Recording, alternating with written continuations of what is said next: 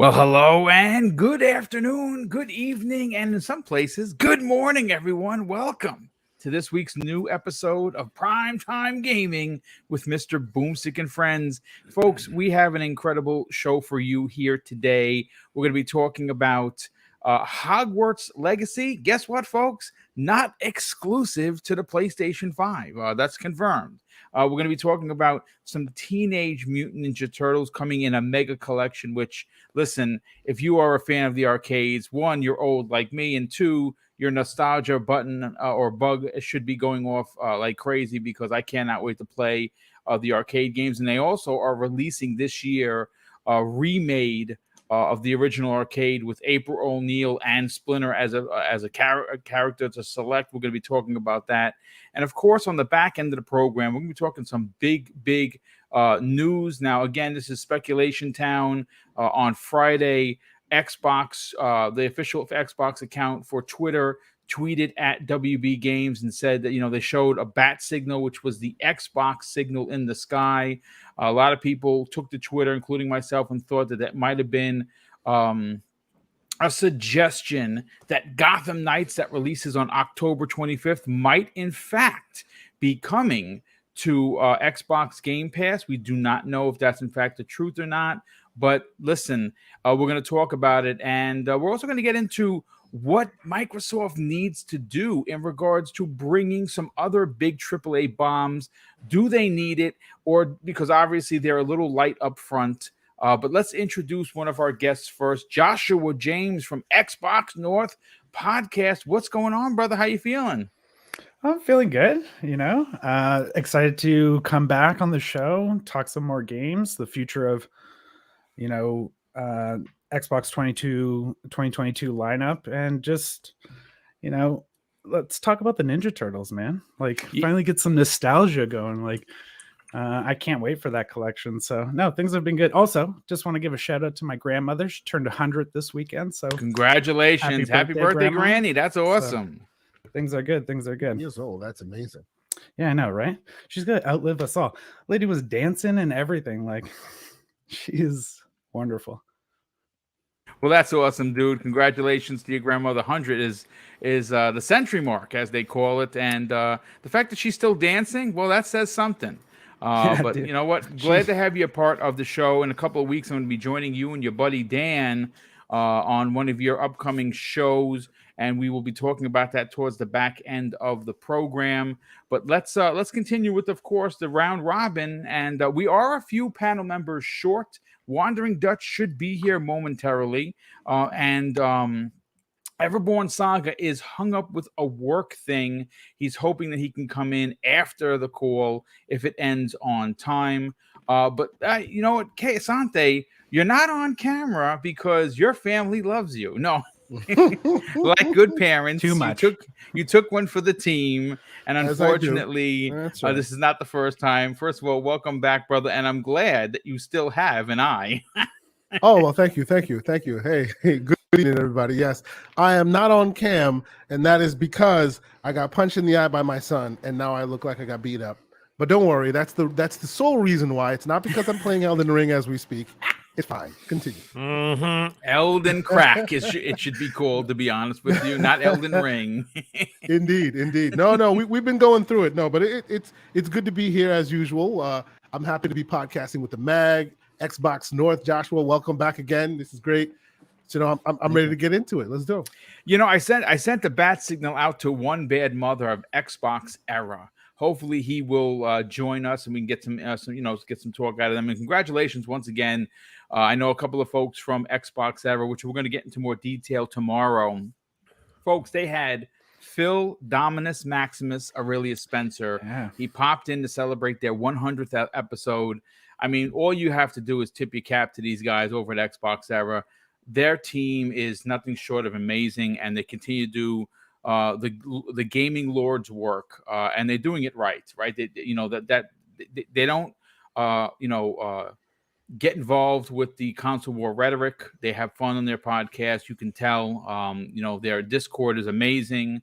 Their website is run by some really smart people, and they continue to just do great work. So congratulations to episode 100. But more importantly, even more so than that, actually having Phil Spencer come on the show, that's a big deal. And obviously when Microsoft recognizes you and the head of Microsoft Gaming stops by to say hello, you're definitely doing it the right way. But the middle-aged game guy, what's going on? Yes, Obviously, you have been playing, like you see on the screen, like us. I'm level 93 as we speak. Nice.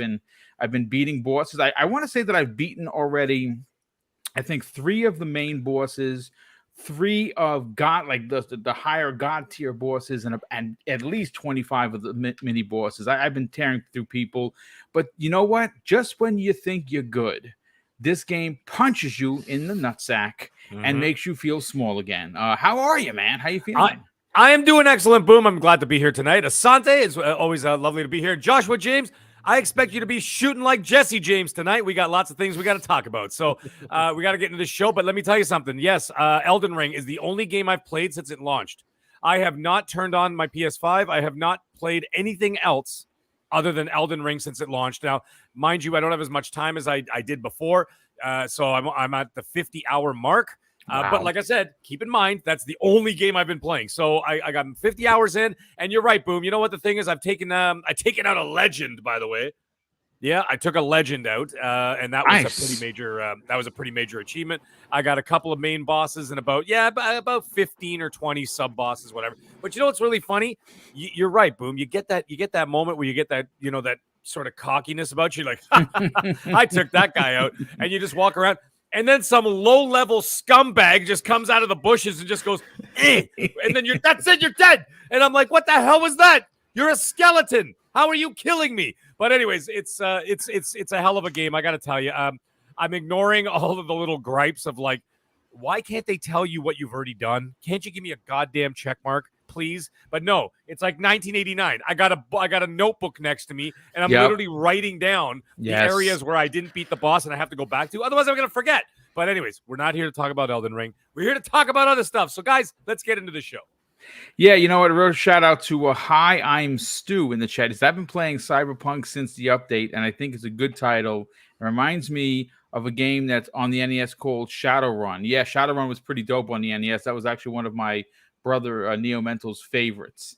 You know what? Listen, I put maybe 10 to 15 hours into Cyberpunk is quite good. The update is incredible. I never played it. I waited for the update, and of course, Elden Ring has stolen everyone's soul. It's Souls game stealing everyone's soul. What can I say? But listen, we're not going to talk anymore about Elden Ring. I know there's probably a lot of very touchy people. I feel so left out. Yeah, I know you don't have it yet, Josh. Right you definitely got to get your hands on it. But again, remember, this is a very deep, dark rabbit hole. So once you get in, I don't think you're going to get out until you beat this game. It is cracked, Josh. It is cracked. Please avoid it. Please. See the warnings I get from you guys. It's like it's the best game in the world right now. But it is. I couldn't avoid it. You should try. Please try, because man, there's no going back after that. Yeah, you know what? Real quick, a big shout out to the Fifth Horseman. He says that his notification for YouTube didn't go off. Well, that's not a surprise. I don't know. A couple of months ago, YouTube does what YouTube does, and they all notifications for people that have been subscribed. They have been having some issues. They've been having a lot of issues, and recently, even the super chats weren't working. Yes, for a couple days. it is. Look, I'm going to say this: the audience that this podcast has built up, we are always going to be grateful for it because we are owed nothing. We come out here, we give you our honest opinions, we try to have as much fun with you as we can, and it is very frustrating that you do the kind of work that I do behind the scenes. I'm not going to get into it. Everyone on this panel knows the show notes. Usually I'm writing 2,000-word essays. Now, I've thanks to the tutelage of Cognito, I have learned to scale that down and make it bullet points. But I still have my own notes that no one sees because I need the information in front of me. It is very, very frustrating to do the kind of work that we do to then have YouTube basically take a dump on you. Even with their money though. By the way, they don't forget to take their 30%. That is an absolute fact. It's very, very unfortunate. So the only thing I can say is that if you are not getting notified, do two things. One, let YouTube know about it. Make sure that the notification bell is checked because all of them went off. And share this on social media. Let people know that we're live because again, I can only do so much. I only have, when you hit 100,000, you get a handler. You get an email, you get a phone number, you can call, say, hey, Kim, I got a problem. When you're under 100,000, which I am far from, you have no handler. You go to social media, and every now and again, someone from the YouTube team will say, "Oh, hey, fill out this survey."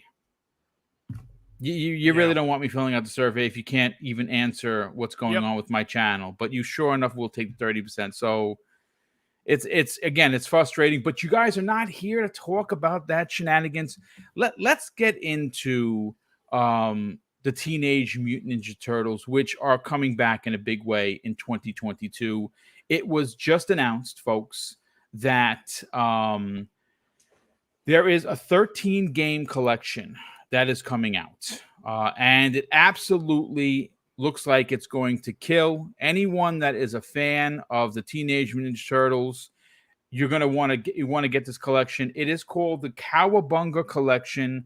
Obviously, it's from Konami, who owns the rights for a lot of these games, and particularly the marketing rights and character rights for the Teenage Mutant Ninja Turtles.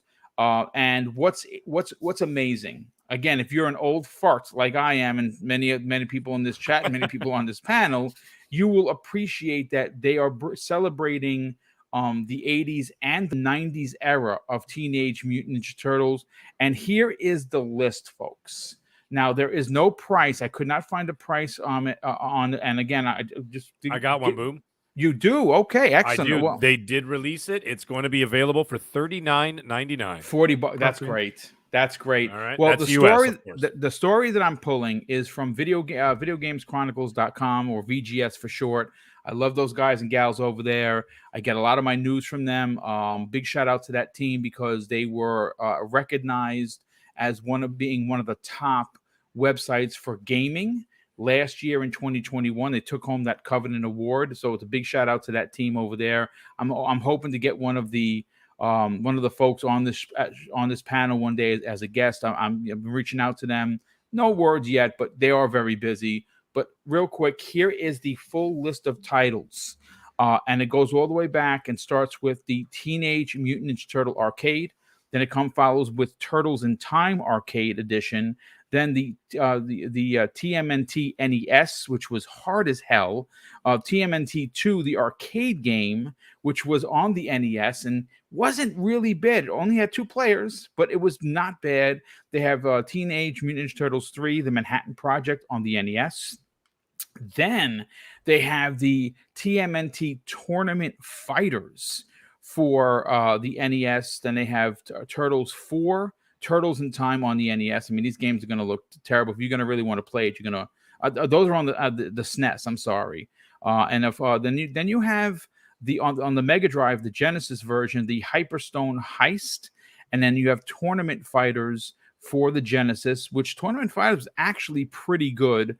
Then you have Fall of the Foot Clan on Game Boy, Back from the Sewers on the Game Boy, and Teenage Mutant Ninja Turtles 3 Radical Rescue on the Game Boy.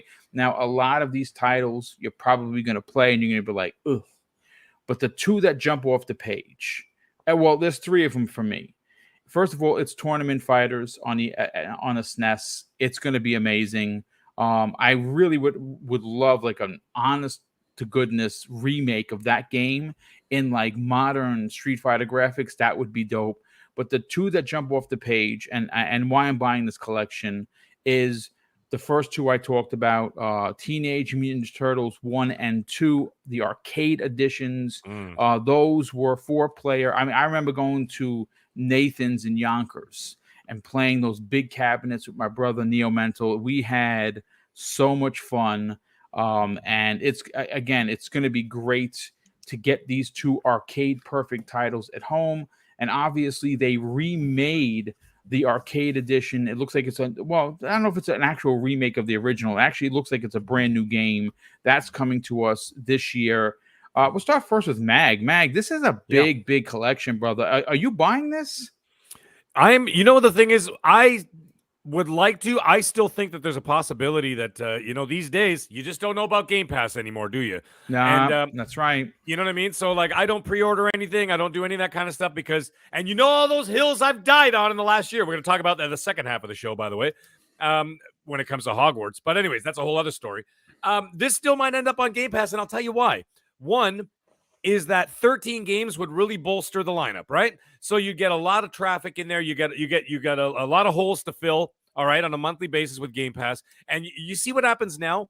You guys, look at what happens now in like 6 weeks or last 4 weeks. Okay, let's say it's been a little quiet on the Xbox front. Okay, 4 weeks. All right, they announced like a $70 billion acquisition, but they don't talk for a couple of weeks. That's it. It's the end of the world, right? And they're not talking much. So you see what happens that you need to constantly feed, the crowd. You have to constantly feed Game Pass in order to keep that mind share going, whatever else. I could see this going in there. Okay. Now, like I said, you got 13 games in there. What does it do? It promotes multiplayer. Like you were saying, Boom, you got like the TMNT, the Konami arcade version, right? So God willing, they do like a multiplayer online. That'd be great. Right, so because I think there was a couple of them that came out. There was those brawlers that did not have online multiplayer. That was a mistake. I think it was Streets of Rage 4. Was it Streets of Rage 4 or one of those ones that came out? Yes. Yeah, Streets of Rage, and it didn't have online multiplayer. It only had local. It's outrageous. Yeah, that is ridiculous. In 2020, Battletoads, I think. As well. Battletoads was that one too? Yeah, it was Battletoads. Streets of Rage 4 did not have multiplayer on Xbox for a while, and then they had it on PC. Okay. But eventually they fixed that. Yeah. Oh, okay. Yeah, it was Battletoads. Yeah. You see what happens? You see what happens? Because it didn't have it, I gave up on it like pretty quick. Yeah, it's unfortunate that actually that's still a thing. Yeah. Yeah, so like that's something that they could actually remedy, I think, with a collection like this, especially for the arcade 4-player versions, which of course, just like you, Boom, that was a quarter muncher for me too. It sure was. Yeah. I mean, between that, I got to tell you, the golden age. I mean, obviously, besides the Street Fighter and Mortal Kombat for obvious reasons, and then of course the '80s stuff. Man, you got to say that early '90s, late '80s, early '90s, Konami ruled the roost. And I got to tell you, with the Simpsons arcade, with the TMNT arcade, and of course the X-Men, where you always played a Colossus. Dude. You used to do that power up. Yes. And it was so awesome. But anyways, do you remember the Avengers? Oh my God, yeah. The Avengers are really good, dude. Like that was kind of dope. They were just on fire with this stuff, right? So like, what happened? Simpsons. The Simpsons was the best one, in my opinion. I love that arcade. The Simpsons was great. Yeah, I remember. I actually ended up playing that in the arcade and everything. I remember the arcade machine too, with all the graphics on it and everything. It was incredible. And you remember, like on the 360 when they had the Xbox Live Arcade, and you could buy all those games. They had TMNT on there. Yeah, you can. It's a shame you can't move those forward. I know. I don't have a 360 anymore, so God knows what happened to that. I've been gone forever, I guess. But anyways, at least we're gonna get TMNT back. That'll get back on topic here. I think that the list is very good. I mean, it's as comprehensive as it's gonna get. The only thing that I could see being a slight negative for some people is the fact that it might be too samey. You know what I mean? Like, how many 8-bit and 16-bit beat 'em ups are you going to play? After you play about 2 or 3, it's basically the same thing over and over, unless, they're catering to an old fart crowd like us. Kids, it won't hold their attention, I don't think, after maybe 2 or 3 different titles of basically the same concept is what I'm getting at. You know what I mean? Yeah. I'm sorry, Mag. Screw them kids. No, I know that, and I'm saying it's for us. It's basically for us. Right? Screw the kids. It's great. You see why? As a father, I think I have to say, screw them kids. Yeah. See what happens? Asante says, "Screw them kids," and he shows up with a black eye. See what happens? Yeah. I fell down the stairs. Anyways, besides all that, the thing is, I think that this would be good. Like I was saying, it's gonna be great for like a Switch. These are the kind of like portable games that you can play, right? Like you can't play Elden Ring on your phone. You know what I mean? It's ridiculous. Right. But you can play TMNT on your phone because it's not like overly Oh damn! I can't think of the word. Graphically intense. Yeah, it's not as demanding. Sorry, that was I gonna say. It's not as graphically demanding, or even demanding on the eye. Really, actually, it might look really good on a smaller screen. To be honest with you, I think it would be. You're right. You're 100% right because those 8-bits and 16-bit graphics would look way Can better. I admit something publicly, ladies and gentlemen? I have a problem. I love video games. I'm double dipping because I'm buying it for the effing Switch and the Xbox. Well, there you go. And see, there you go. Boom's part of the problem. Anyways, in all seriousness, here's the thing. I see it really. I see that like really taking off on like maybe like the cell phone market and on the Switch market, that kind of thing on the smaller screen. I really don't want to see the 8-bit on a 70-inch screen. I don't think it's going to translate well. And it's going to look like it's the era it came from. It's you know. Yeah, and sometimes you don't need to see things too closely. You know what I mean? Like sometimes I like to keep it where it was, and then but you're right. The nostalgia brain does not need an update. Yeah, exactly. Thank you. But the other thing is, you're absolutely right. I think it would also look better on the smaller screen, and I think it'll do well there. Therefore, Phil, I think it would be wise to put this on Game Pass because then people will play it on their phone. It's not the kind of game that you have to sit there for hours and hours and hours. I could play it for 10, 15 minutes on a break at work or something, just rip through a couple levels or have some fun or whatever. If I'm doing that or sitting in my office or whatever. Right. And that's what I could see, but I can't see myself sitting in front of the couch for like 5 hours, like Elden Ring, and sit there and play a beat 'em up. I'd probably go insane. But anyways, it's a great idea. The only thing that I'm curious about is why are they doing this? Interesting. Now, that's what I want to know. See, why you know what you get. I've been seeing a lot online. People are like, oh, it's a cash grab, and I suppose when you're not making games anymore, that what you have to put out what you own, what you have, and they do have all of these games. They did publish every one of these games on numerous consoles, going all the way back to the black and white Game Boy. So there, I mean. I suppose it has a lot to do with the fact that the new Turtles is coming out. And why not, grab some of that nostalgia money? I mean, cash grab, I suppose. What are your thoughts, Mag? The thing is, you're right. That was actually something I was about to dip into. The question why is that actually Hollywood has two major TMNT projects coming. I actually was listening to a couple of guys that I've been listening to for a while. Midnight's Edge, if you ever heard of those guys on YouTube, they are ridiculously unrelenting and unforgiving on their views and everything else. They're really, really good. And a couple of Hollywood insiders that I know listen to those guys. So that's anyway. They're talking. They had a 4-hour, if you can believe this, a 4-hour podcast, and they had the guest on that show was Razorfist, who is a TMNT aficionado. They had a 4-hour podcast about the Teenage Mutant Ninja Turtles, and this thing did come up. This Konami situation came up, and what they're saying is what's happening now is there's going to be a big push in late 2022 into 2023 for the Ninja Turtles to bring it back as an IP across many different media outlets. So we're talking about television. So we're talking about Netflix, we're talking about movie theaters, and we're talking about in the gaming world. So there's all kinds of push going on right now, and I think Konami is going to be riding that wave.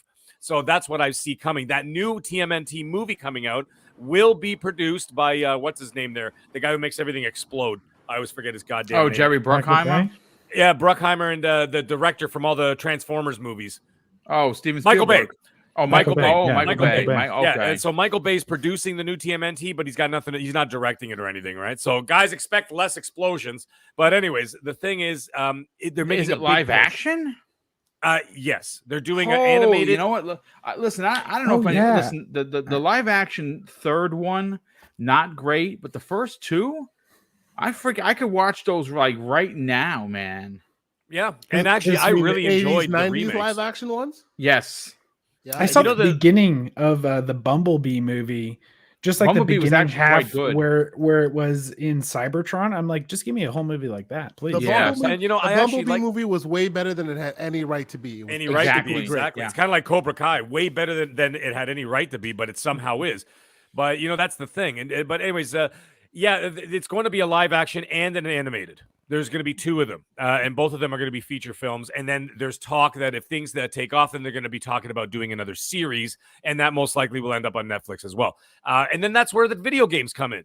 So what they're doing is that they're trying to push it all out there so it gets back into the into the public consciousness. And then $40 we'll see. is kind of like that you see it and you just can't say Just no. kind of buy it. You know what I mean? It's not 70. You can Sony. impulse buy that. It's that kind of thing. So it'd be a lot more affordable, for people who just want to give it a shot or whatever, right? And then see where it goes from there. So it'd be interesting to see what the next year and a half brings for the Turtles. And then I don't know. Other than that, we're just gonna have to wait and see. But I'm really hoping for Game Pass for there. But we'll see. it would be good. Josh, let's get your opinion on this, brother. What? I mean, listen, everyone wants it in Game Pass. I mean, because Game Pass is amazing, and this kind of does fit perfectly. Especially if you can stream it, right to your phone, right to your tablet, or in like Casante's case, all his stuff is in boxes, unfortunately, right now, but he is being saved by the X screen. This would look pretty good on the X screen. Do you think? For you, even if it doesn't come to Game Pass, are you day and date for this? Day and date, possibly. I'm curious if they do like like up res of any of these older games, especially. But I would love to actually get it. And you know what? This is a perfect game to use your Microsoft points on. Like if you got like 2,000 points or something like that, you can get easily that half off. So if it doesn't come to Game Pass, maybe use your Microsoft points on it. But I would like to get it to sit down and play with my daughter and my son together. That would be cool. Yeah, that's cool. Yeah. Just like straight up just sit on the floor, No, I mean that's old school right there, brother. Yeah, right. With sitting close to the TV because cross-legged on the floor. Because the wires were only 6 feet. So I think this would actually be great.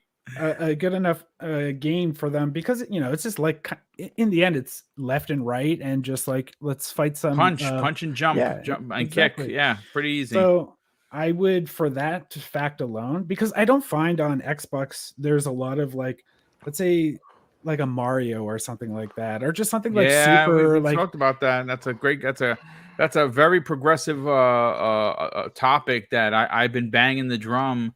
I mean, I know that they've been talking about it behind the scenes. We're talking about like a platform. You're talking about like there's no Mario Odyssey on an Xbox. Yeah, I don't know why that is.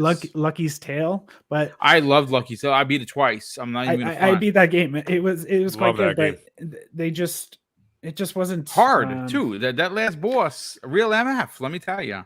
First of all, Josh, let me stop you right there. Crispy Bomb, you answered the bat signal, and we happened to be talking about Batman. Welcome to the program, there, brother. Oh, what's up, everybody? And yes, I have answered the bat signal. I appreciate it, man. Yeah, listen, we are going to be talking about Teenage Mutant Ninja Turtles, that big collection that's coming out, the 2 new films, both animated and live action, and also we're going to be talking about the new game, which you'll jump into a second. But we're also going to be talking about Harry Potter. Obviously, we know that this Thursday, Sony is going to be doing a 20-minute state of play. There were a lot of people in the Xbox community that was concerned that Sony might have money hatted this game. Guess what? I'm going to say this, and it's going to piss a lot of people off. They could not afford to do that because there's just no way. If the Elden Ring is any proof that games do sell and they sell in abundance, Hogwarts Legacy would not be trapped behind a 1 year or 2 year deal. So the 10 million out of 120 million PS5 and PS4 owners could buy the game. They're just not. Boom. Yes, sir. Boom. Is state of play a weekly thing now? I don't know. That's interesting. I don't know. I guess it's just turning into that. That's for sure. But continue your point, Josh. So I mean, you're in the bag potentially for it. Potentially, and I'd love to see it. Like Mag was saying, it come to Game Pass. I think that would be perfect for it. Like I have a little setup. I use and that's the great thing about Game Pass.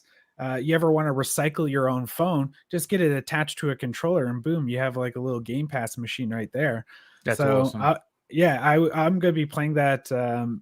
I'd be playing that on my phone all the time. I would say that's one thing I would love to see it coming to Game Pass is the fact that you would actually be able to play it through cloud streaming, where usually like if you own it the best thing you can really do is do remote play, right?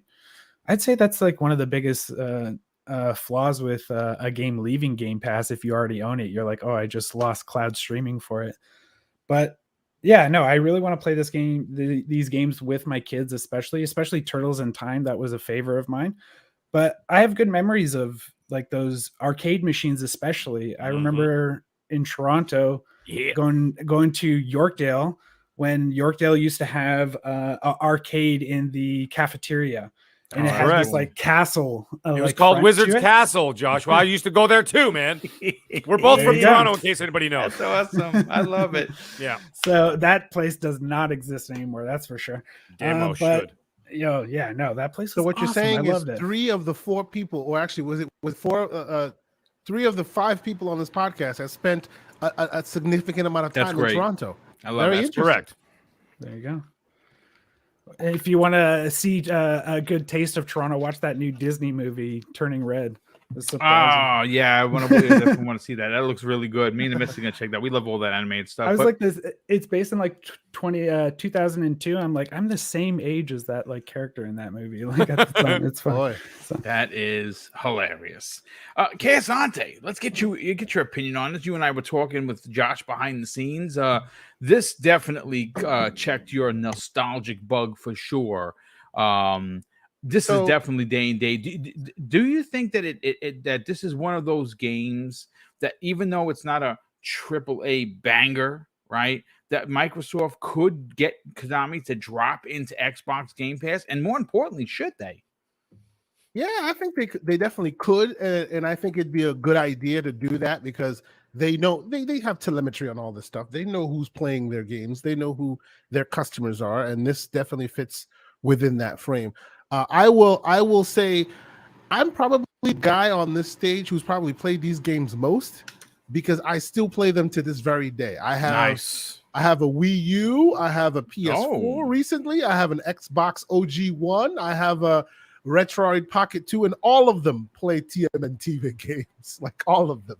That's my mission in life is to jailbreak or hack my devices and get them to play old school games. Nothing wrong with that. Let us be clear to all those who don't understand, emulation is not illegal, people. It's not. So I have been doing it, and actually, funny enough, I've played Turtles in Time with my kids recently, and I continue to play Manhattan Project with my kids from time to time. I love, with a capital L, those games. I have all the original VHS tapes of the original movies, and I've actually digitized a bunch of them, and my kids have watched them. I think I have the whole collection, including the one where including the one where they go into feudal Japan. The whole thing. I have that was actually again not the best of the 3, but still not the best of the 3. No, I have all 3, and now I was not the best one, but still, my son loves that movie, so I tend to put it on whenever possible. But that's yes, awesome. I say that to say that yes, this is definitely for us, for those of us who remember when these things were great. When my daughter looks at it now and goes, "Is that a human inside that suit?" And I'm like, "Yes, stop ruining my childhood, son, daughter of mine. Cut it out." But yes, it is absolutely your awesome. daughter's breaking your heart, and your son is punching you in the eye. I was going to say, yeah, it's abuse over here. You might get another black eye. This is what they do to me. You see what I'm saying? Yes, but did anyone see the Turtles live in concert? Oh my God! I never got a chance to see it. I almost did when I was really young, but I never got a chance to see it. Yes, they used to travel on tour and do very goofy live action stuff. Now, did they do the live music with Vanilla Ice like they did in the second movie?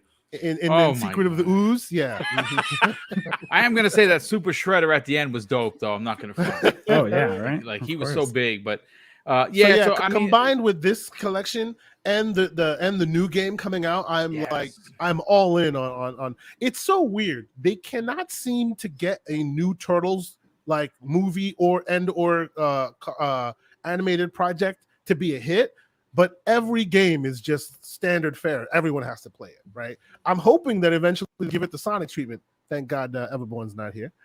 I hope they give it the Sonic treatment and give it like an actual AAA budget movie, and hopefully it does better, because I think that there's a lot of people who still have nostalgia for this franchise, and a lot of people who still love it, like myself. You know, I've played so many variations of the Turtles. The fun fact in the UK, it was Teenage Mutant Hero Turtles, not Ninja.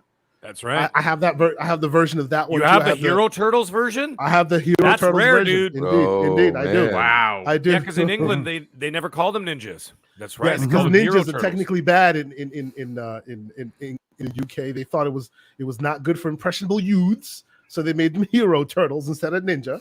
Mhm. I thought that was weird, but I still played the game. Wow. I mean, I'm looking forward to what they do here. It's going to be very interesting because, you know, I have a feeling that the people like us were going to speak pretty loudly, and that is going to basically bring forth a new chance for more turtle franchises to be. Oh, I'm 100%. First of all, let's welcome in the Wandering Dutch. What's going on, brother? I saw you playing Welcome, some good Elden sir. Ring. I have to apologize profusely. I didn't realize the daylight savings time was That's over in the US. I put it in the chat because you're like, oh, I didn't realize we're going early, and I'm like, And I daylight was savings, still bro. streaming Elden Ring. Is that your Elden Ring excuse? I was about to say that is definitely your Elden Ring excuse, isn't it? No, but I didn't see daylight legitimately savings. had no idea. That's for the Obviously- farmers, now I Dutch. do That's for for the next week. farmers. Yeah, but no, I've literally just beaten Margit. So Nice. This man. Jesus. Oh, very good. You see, I got Oh, a that was a okay. big old dragon head now. I got Rot. I got Glint that I can shoot. I can shoot. So, Mr. Boomstick, I think I should put something out there, and maybe the audience can judge and tell us whether we want this or not.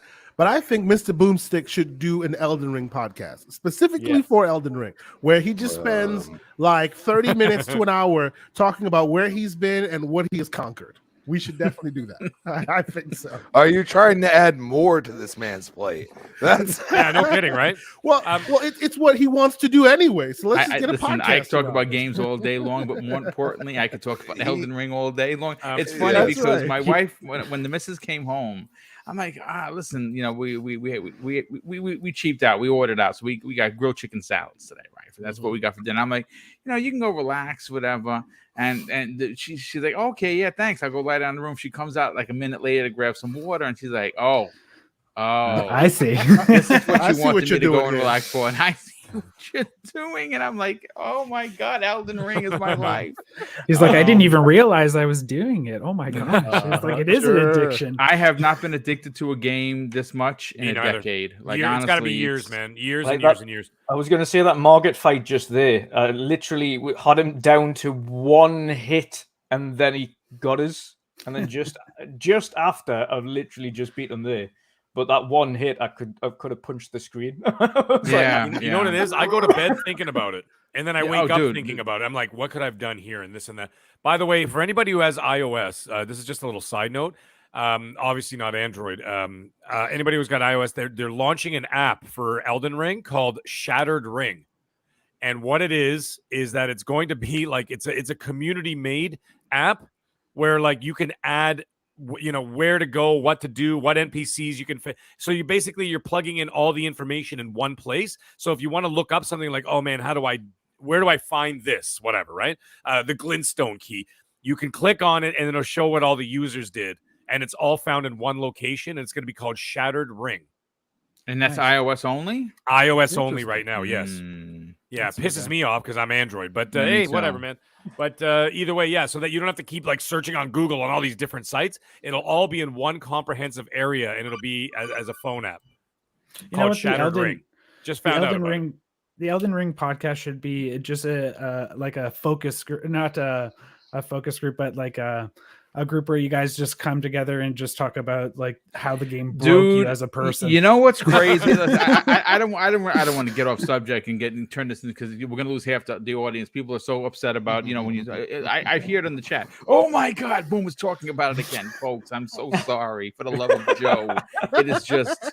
It is what it is. It's crack cocaine. This is what happens when you are a junkie. You just keep playing. But let me just catch up with some of the super chats, and then we'll bring in Crispy Bomb and then Wandering Dutch, and then we'll move on to Hogwarts Legacy. Listen, folks, I'm not covering it on my channel on Thursday. Mrs. Boom has to work late, so I'm not going to have a chance to do that. I will be talking about it on Friday morning and showing some video from the state of play of what the game looks like. It's supposed to be a huge 20-minute reveal, so We'll be getting into that on Friday morning. And Zemi Games, who's the biggest Harry Potter fan I know, is going to be joining us as well. But Kirby Zero Louise drops a very generous $5 super chat and says, any bets on how many controls Boom breaks on the damn level in the Teenage Mutant Ninja Turtles NES? Dude, that game was hard, bro. Like, that game was hard as hell, and yeah, I broke many controllers. Drawn TJ, generous friend of the program, he drops a $2 super chat and says, hi, Boom and panel. What's up, Mag? What's going on there? What's up, Drawn TJ? How's it going, buddy? Kia Walker drops a very generous $5 super chat and says, the Halo TV released the trailer today, has me hyped for this. Oh, it looked amazing. We're going to be talking about that on tomorrow's new episode of the Xbox Factor podcast. That is one of the topics that are coming in hot.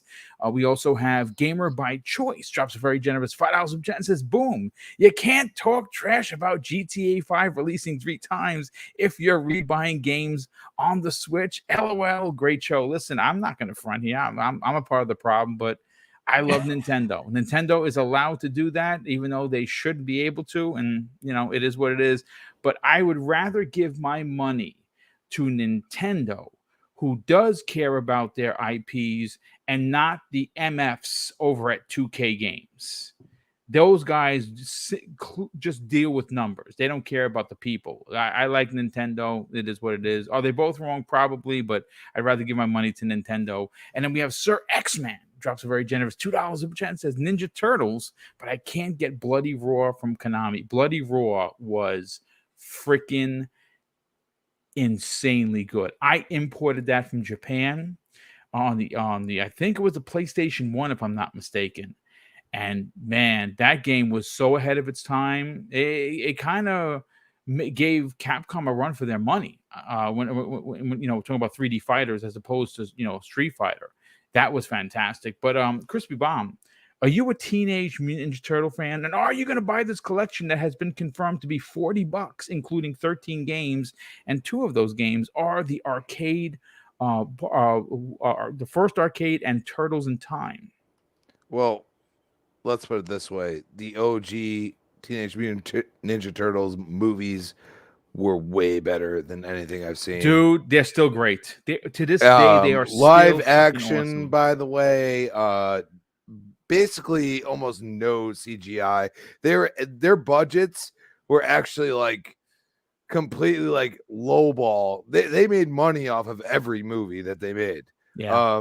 Basically people were practical effects too with the suits, yes, dude. Crazy. Yes. Crazy. Yeah, there Jim were Henson people who worked on it. Yes, you're right. You are correct. Teenage Mutant Ninja Turtles is like one of those like genres of ninja type fighters that I was like, okay, don't understand it at first. Actually, the games brought me into the movies. A lot of people don't realize that, but the games were kind of before the movies, at least in popularity.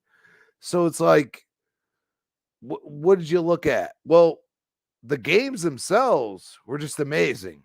They were, I mean, Teenage Mutant Ninja Turtles 2 is just by far, it had a top-down part. It was almost like playing like the old school Zeldas, and then you got into this beat 'em up part, and it was like, dude, like what is going on here? Back then, those games were like, man, you're doing stuff that I've never seen before, and like that game was hard as hell. I actually don't look forward to trying to play it again. The thing is that they have lost their way in a way because they're not trying to innovate anymore. They're more or less like it's being released again. And for somebody like me, I totally get it. Like, dude, like I am going to be like, okay, I'll just wait for it on Game Pass because it's going to happen. Watch. That's besides the point. But I'll wait for that because at the end of the day, I don't feel PlayStation is the right realm to announce something like this. It really isn't. They haven't progressed their systems to be able to, up-res and feel different. They haven't done any of these things, and they continue not to. I mean, the amount of trash I've seen from supposedly current gen games. Yeah. that have Well, look come on out. the screen, folks. This is the new game that's coming out this year, and it has like the 8-bit old school graphics. And Four-player. it looks like the 8-bit old school graphic. I mean, Yeah. don't get me wrong, it's in HD, which is different from what I remember. Other than that, it looks like the 8-bit old school graphics. And I played Streets of Rage 4, okay? The new one. Yeah, his new one's fantastic. Dude, yeah. it is fantastic. If you like beat 'em ups, my God, you gotta at least give it a shot. I think it's still on Game Pass, right? I mean, Yeah, I think it is. Yeah, it still is. yeah. So, the fact is that the fresh coat of paint doesn't necessarily have to be like extreme, but I mean, this is nostalgia for me, but for somebody new, they're like, I ain't touching that with a 10-foot pole. And I feel like if it was on Xbox's stage, it would be just as clamored, if not more, but it probably would look just a smidge better. I'm not saying they would revamp the game or nothing like that. It's not a remake, but they would probably figure out a way. With all the games on Xbox that are backwards compatible, they do look better. That's a fact. And that's my point. Like, and like I went and played Fallout 3 so many years ago, and I went and picked it up, like 6 months ago when they started upgrading, they started giving frames per second, and I'm like, man, this game plays so much better, and it doesn't look, any like, it's not Horizon Forbidden West, it's not your Forza Horizon 5, it looks way better than I thought it actually could look, and I'm like, these older games, they need a little help, a little back end. We don't talk about it. That's kind of what Xbox does. And a lot of people ignore that. But the things that they do, and I'm going to tell you right now, this Series X, dude, we got another 2 to 3 years before they actually tap into everything that they can do with this thing. And the console runs great. I see very few and far between people having super bad issues. The console's breaking or it's bricking or whatever you want to call it. So this thing, I mean, it has RDNA 2 in it. A lot of people hate that word, but it is what it is. Like AMD, they invested with them, and Xbox waited, and they're behind, but they're slowly creeping up on you. And they're saying, you know what? We're showing you things that this other console can't do. And you know what? You could say what you want. You could say he's being a fanboy, whatever. But at the end of the day, I see with my damn eyes. And my eyes, one of them don't work too well, but the other one's pretty damn good. And I see a lot of great things. I mean, Hellblade 2 is going to be absolutely a ridiculous game. One of the greatest games you've ever played. I can almost guarantee it now.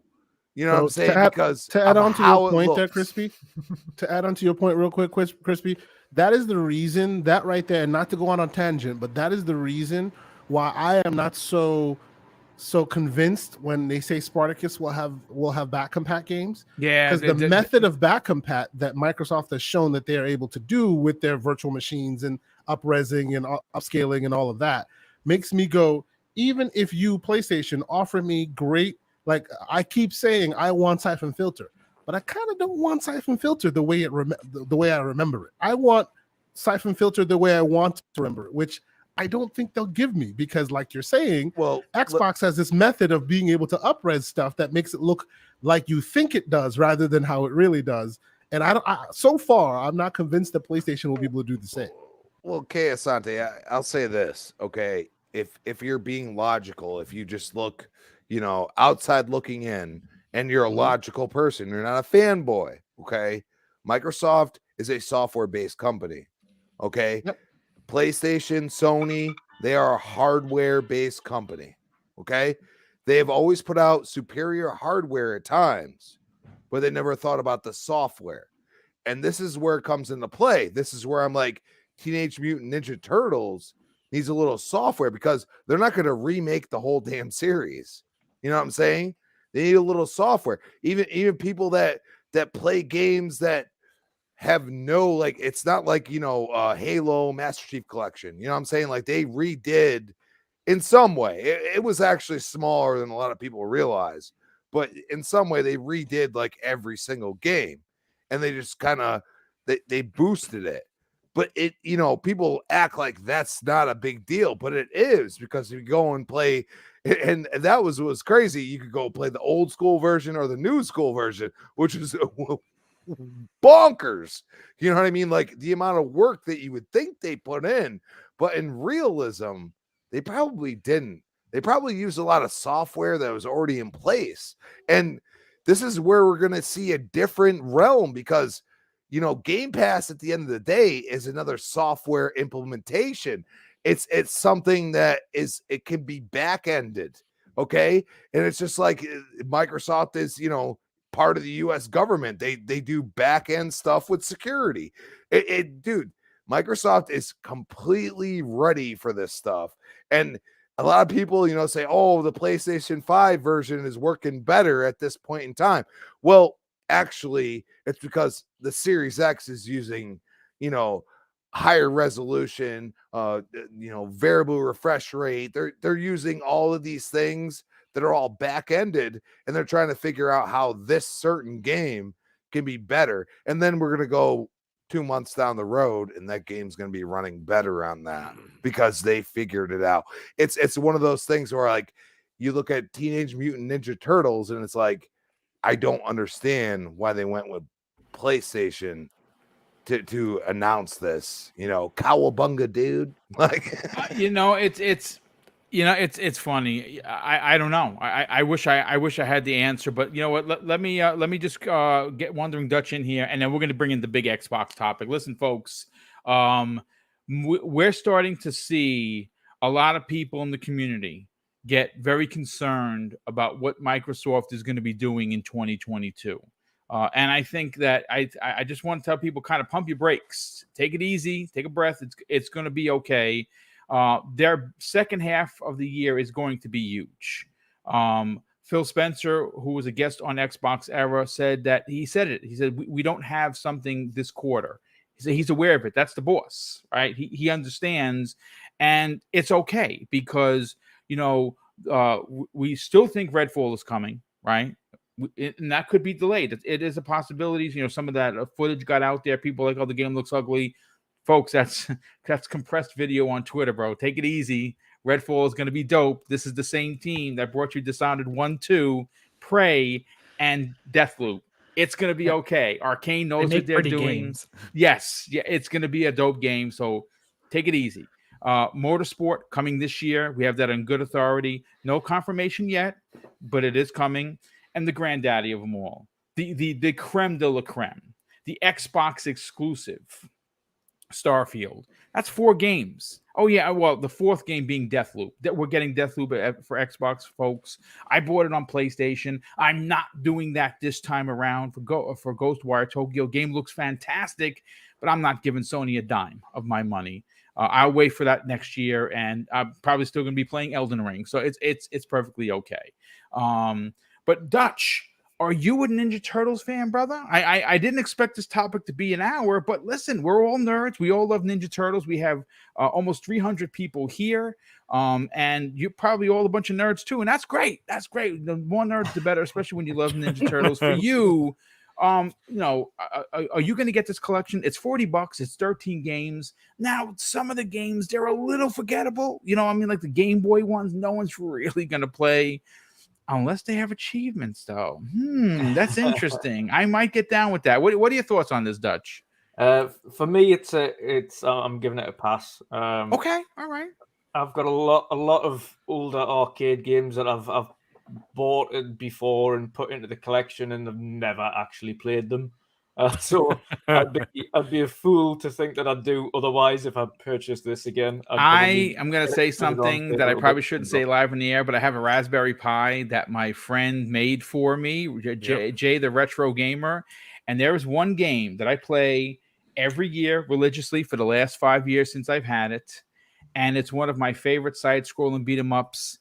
Capcom recently released it in this very special edition. The controller was as wide as my arms. It was like you plugged it in. Aliens versus Predator. Ooh, Oh wow. my God. AVP. I remember that. Yes, So yes, sir. freaking good. There were 4-player co-op, 2 Predators, 2 Marines, 1 male, 1 female. So good. So freaking good.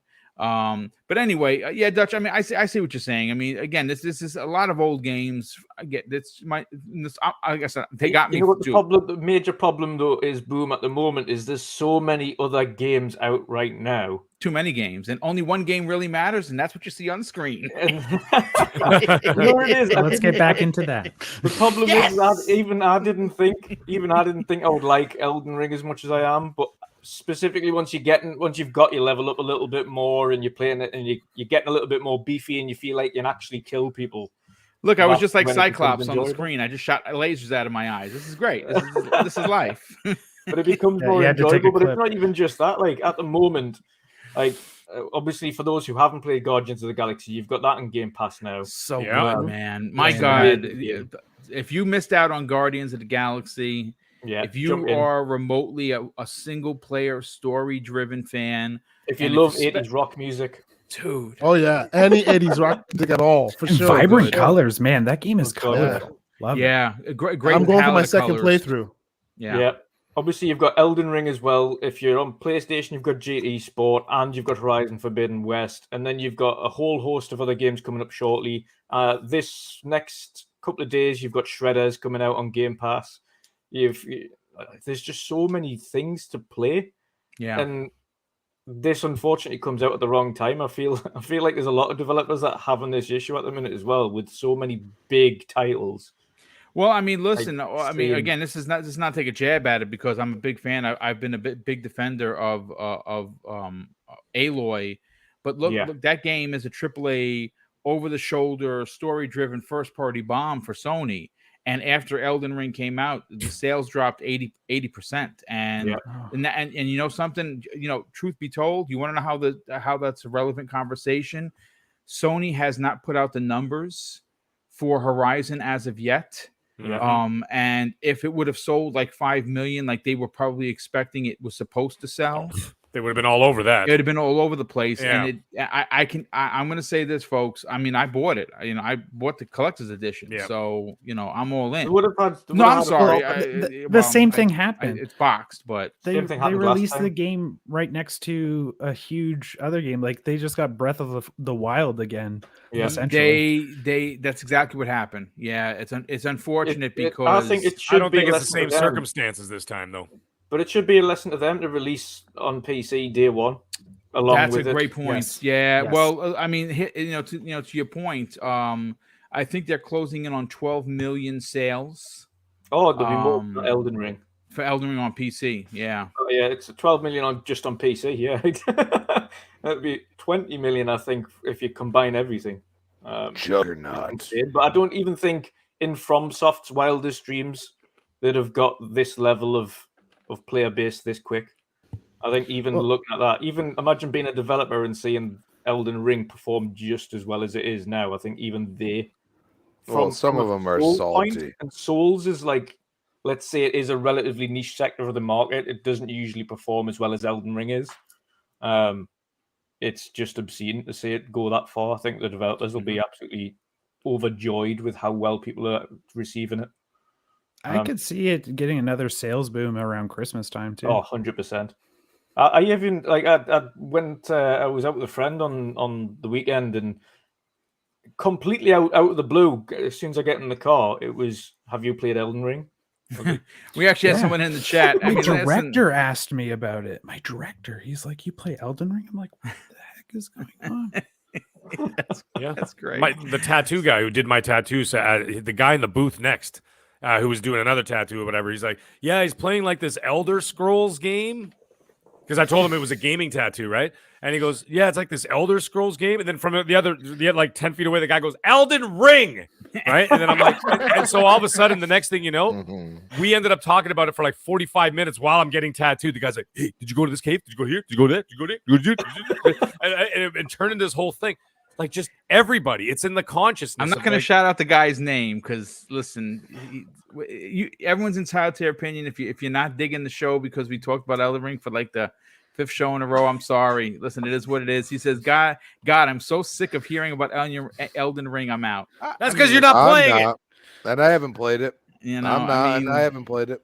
It's like being the one non-smoker among a sea of smokers, isn't it? Yeah. It's I'm- kinda I'm- sucks. I don't right here smoke. I with don't you. even drink for crying out loud. But listen, I do want to move this along. Yes. Because I do want to talk about, you know, on Friday, you know, the fine folks, that handle, the social media aspect of Twitter for Xbox. So they got a little cheeky, and they posted a reply to WB Games and their announcement of the new Batman game, which is going to have you using everyone but Batman, from what we understand, because apparently he's dead.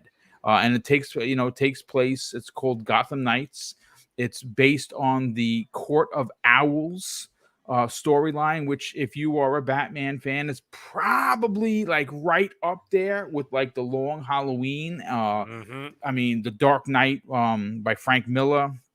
You know, Killing Joke is, I would dare say that it would rival that. I mean, I thought the Court of Owls were just amazing, and the fact that we're going to actually be playing a game with them in it is incredible. Well, it is 4-player co-op. That is confirmed. It is coming out this year. It has a confirmed date of October 25th, 2022. It's releasing on multiple platforms.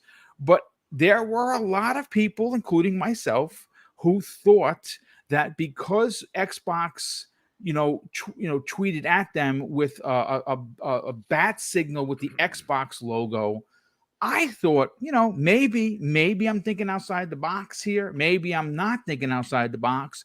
But could Gotham Knights actually come to Xbox Game Pass? And the answer is, yeah, I think it could, folks. And you know something? Because of its multiplayer nature, well, that kind of fits what Xbox is as a whole, but more importantly, why you would put it on Xbox Game Pass. And again, considering that they're a little light up front of 2022, another question that we're going to be, this is a double-sided coin for everyone that's going to talk about it.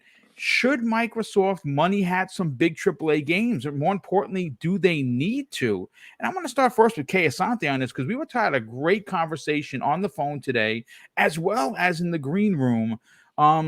First of all, is it safe to assume that because they tweeted right after the announcement that maybe that was an indication that we could see it in Game Pass? And more importantly, do they need it in Xbox Game Pass?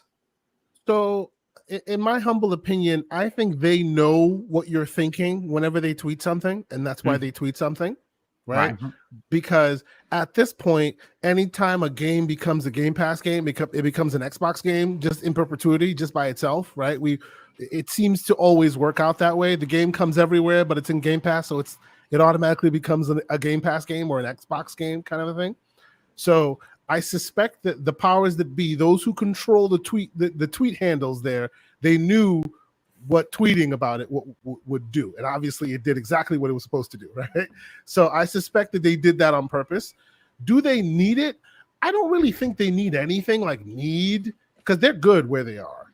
But is it possible? Hell yeah, it's possible. Hell yeah, it's possible. It's absolutely possible, right? Now, the question remains, is this game, and so far, and we can only speak to it using historical information, and historically, only games that seem to not make the best first impression end up in Game Pass so far, right? And I suspect that's probably because then the price becomes a little bit more advantageous for Microsoft, and they just go, okay, well, your game didn't look like it hit the stride that it should have, so maybe Game Pass will turn it around. I'm looking at you, Outriders, and a few other things, right? So that is historically what has led games to become part of Game Pass, but that doesn't automatically mean that that's the only way games will become becoming a part of Game Pass, right? There are games that could be very pivotal, games that are tip of the spear, your Elden Ring-esque. Everybody knows about it, and somehow Microsoft gets it in Game Pass. Now, doesn't mean they're not going to pay top dollar. They might very well do so, but I suspect that this is something that they're looking at. Even if it's not day and date, I suspect in a few months it will be, right? Look at although it is a bad example because it is one of those games that didn't make the best first impression. Look at Guardians of the Galaxy, and now that game made a bad first impression because of other games by that publisher. It should not have made a bad impression. That's a brilliant game, and I think everybody agrees that if you haven't played it, you should definitely do that. Yes, but 100%. How long ago did that come out? Like 6 months ago? Yes. Give and take. Yeah, I think it was October. Was it October of last year? Exactly. And now this AAA, Marvel backed huge game is now in Game Pass for everyone to enjoy, and it's a brilliant game, right? I know that some people out there will go, oh well, this game is so far the game has made a great impression, so there's no need for them to put it in Game Pass. It's not only about making a great impression. It's also about Microsoft wanting people to consider that Game Pass is the place that you go to for crazy amazing games, right? Not just games that want to convince you of their usefulness or of their playability, right? So as you've said right now, Boom, with Game Pass, with Microsoft's collection not necessarily being so great at the beginning of this year, which they themselves even know. Well, they admitted it. I mean, Phil said it. So Phil said it on Xbox Era. So definitely he knows that it's a little light right now, and they're already talking about. I've already heard folks talk about next year will be the year when it's every quarter there'll be another crazy banger, right? That has not happened yet. So it is in their best interest, and I don't say it in a tit for tat kind of fashion where PlayStation's doing this, so they need to do that. But as a subscription model that they want to have people keep subscribed on, they always want to have something that people are talking about, right? You have Tunic coming very soon. You have a bunch of other games that have already been announced, right? It's funny you say that because obviously this week there is that Twitch event that from Microsoft. Exactly. We're gonna get it. Yes. We're gonna get into it in specific detail. Yep. ID at Xbox games coming out. Yep. Yeah. Trek to Yumi Game Pass. I bet you Trek to Yumi will be very well featured there. Of course, we might see Replaced or some other thing there because those are all very much in indie focused titles, right? But they know definitively that they need to have a bit more AAA kind of substance on there because that's a reason why a lot of people subscribe to Game Pass, right? That's the reason why Outriders became a part of Game Pass. That's the reason why you have MLB The Show coming on Game Pass because they want heavy hitters. They want heavy hitters to keep people subscribed, keep people wanting to keep paying for that small subscription fee. So very, very much so. I do believe that if it doesn't come day and date, it'll be shortly after. I do believe that. Why? Because it's only in their best interest, right? It's only in their best interest to do so. And obviously, we're talking about WB, and those folks need more money than anything else these days. They're always in the we need money mode. So, Microsoft drops the bag, and they're ready to start talking. So, yeah, in my humble opinion, I really do think they no, will. And I'm not sure about day and date though. I mean, look, here's the thing. It's coming in a month where Microsoft might actually have something coming out. So do they technically, quote unquote, need it? Not necessarily, but it would be damn good if they got it. That is for sure. Yeah, I agree. Look at what they did with Forza Horizon 5 and Halo. Did they need to release Halo early? No, they did not. Forza was cleaning up. And what did they do? They said, screw it. Let's give them something else to talk about. They gave them a 1-2 punch.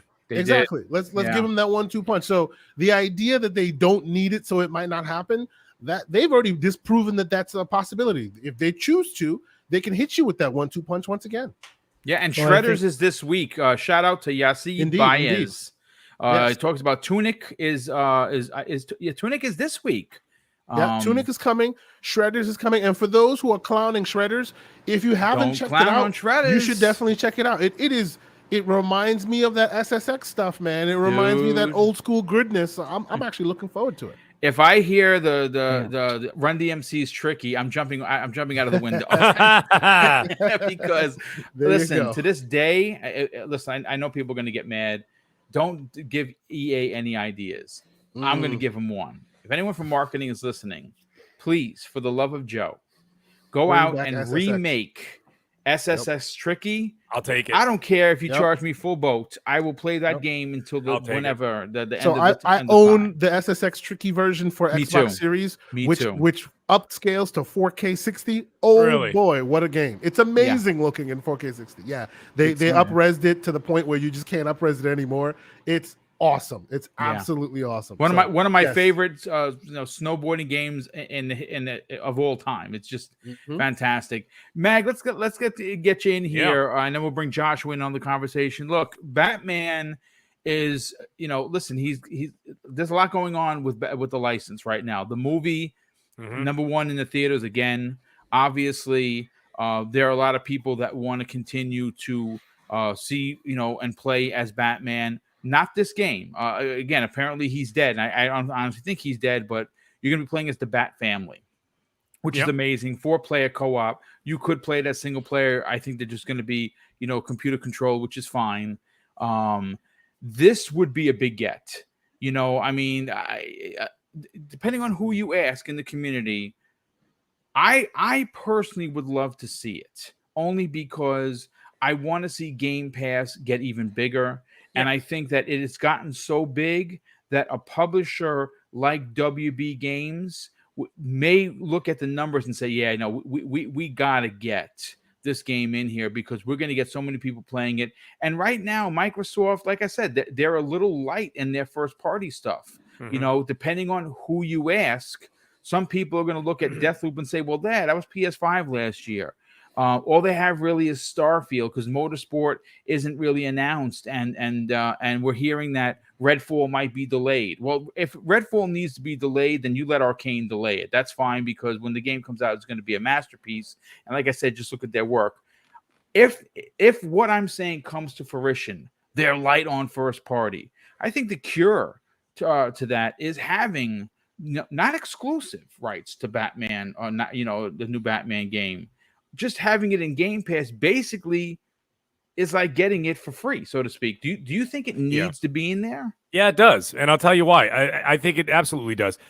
You look at a company like Microsoft does not spend $70 billion to bolster Game Pass. You don't think they'll do it for one game? Of course they're going to do it for one game.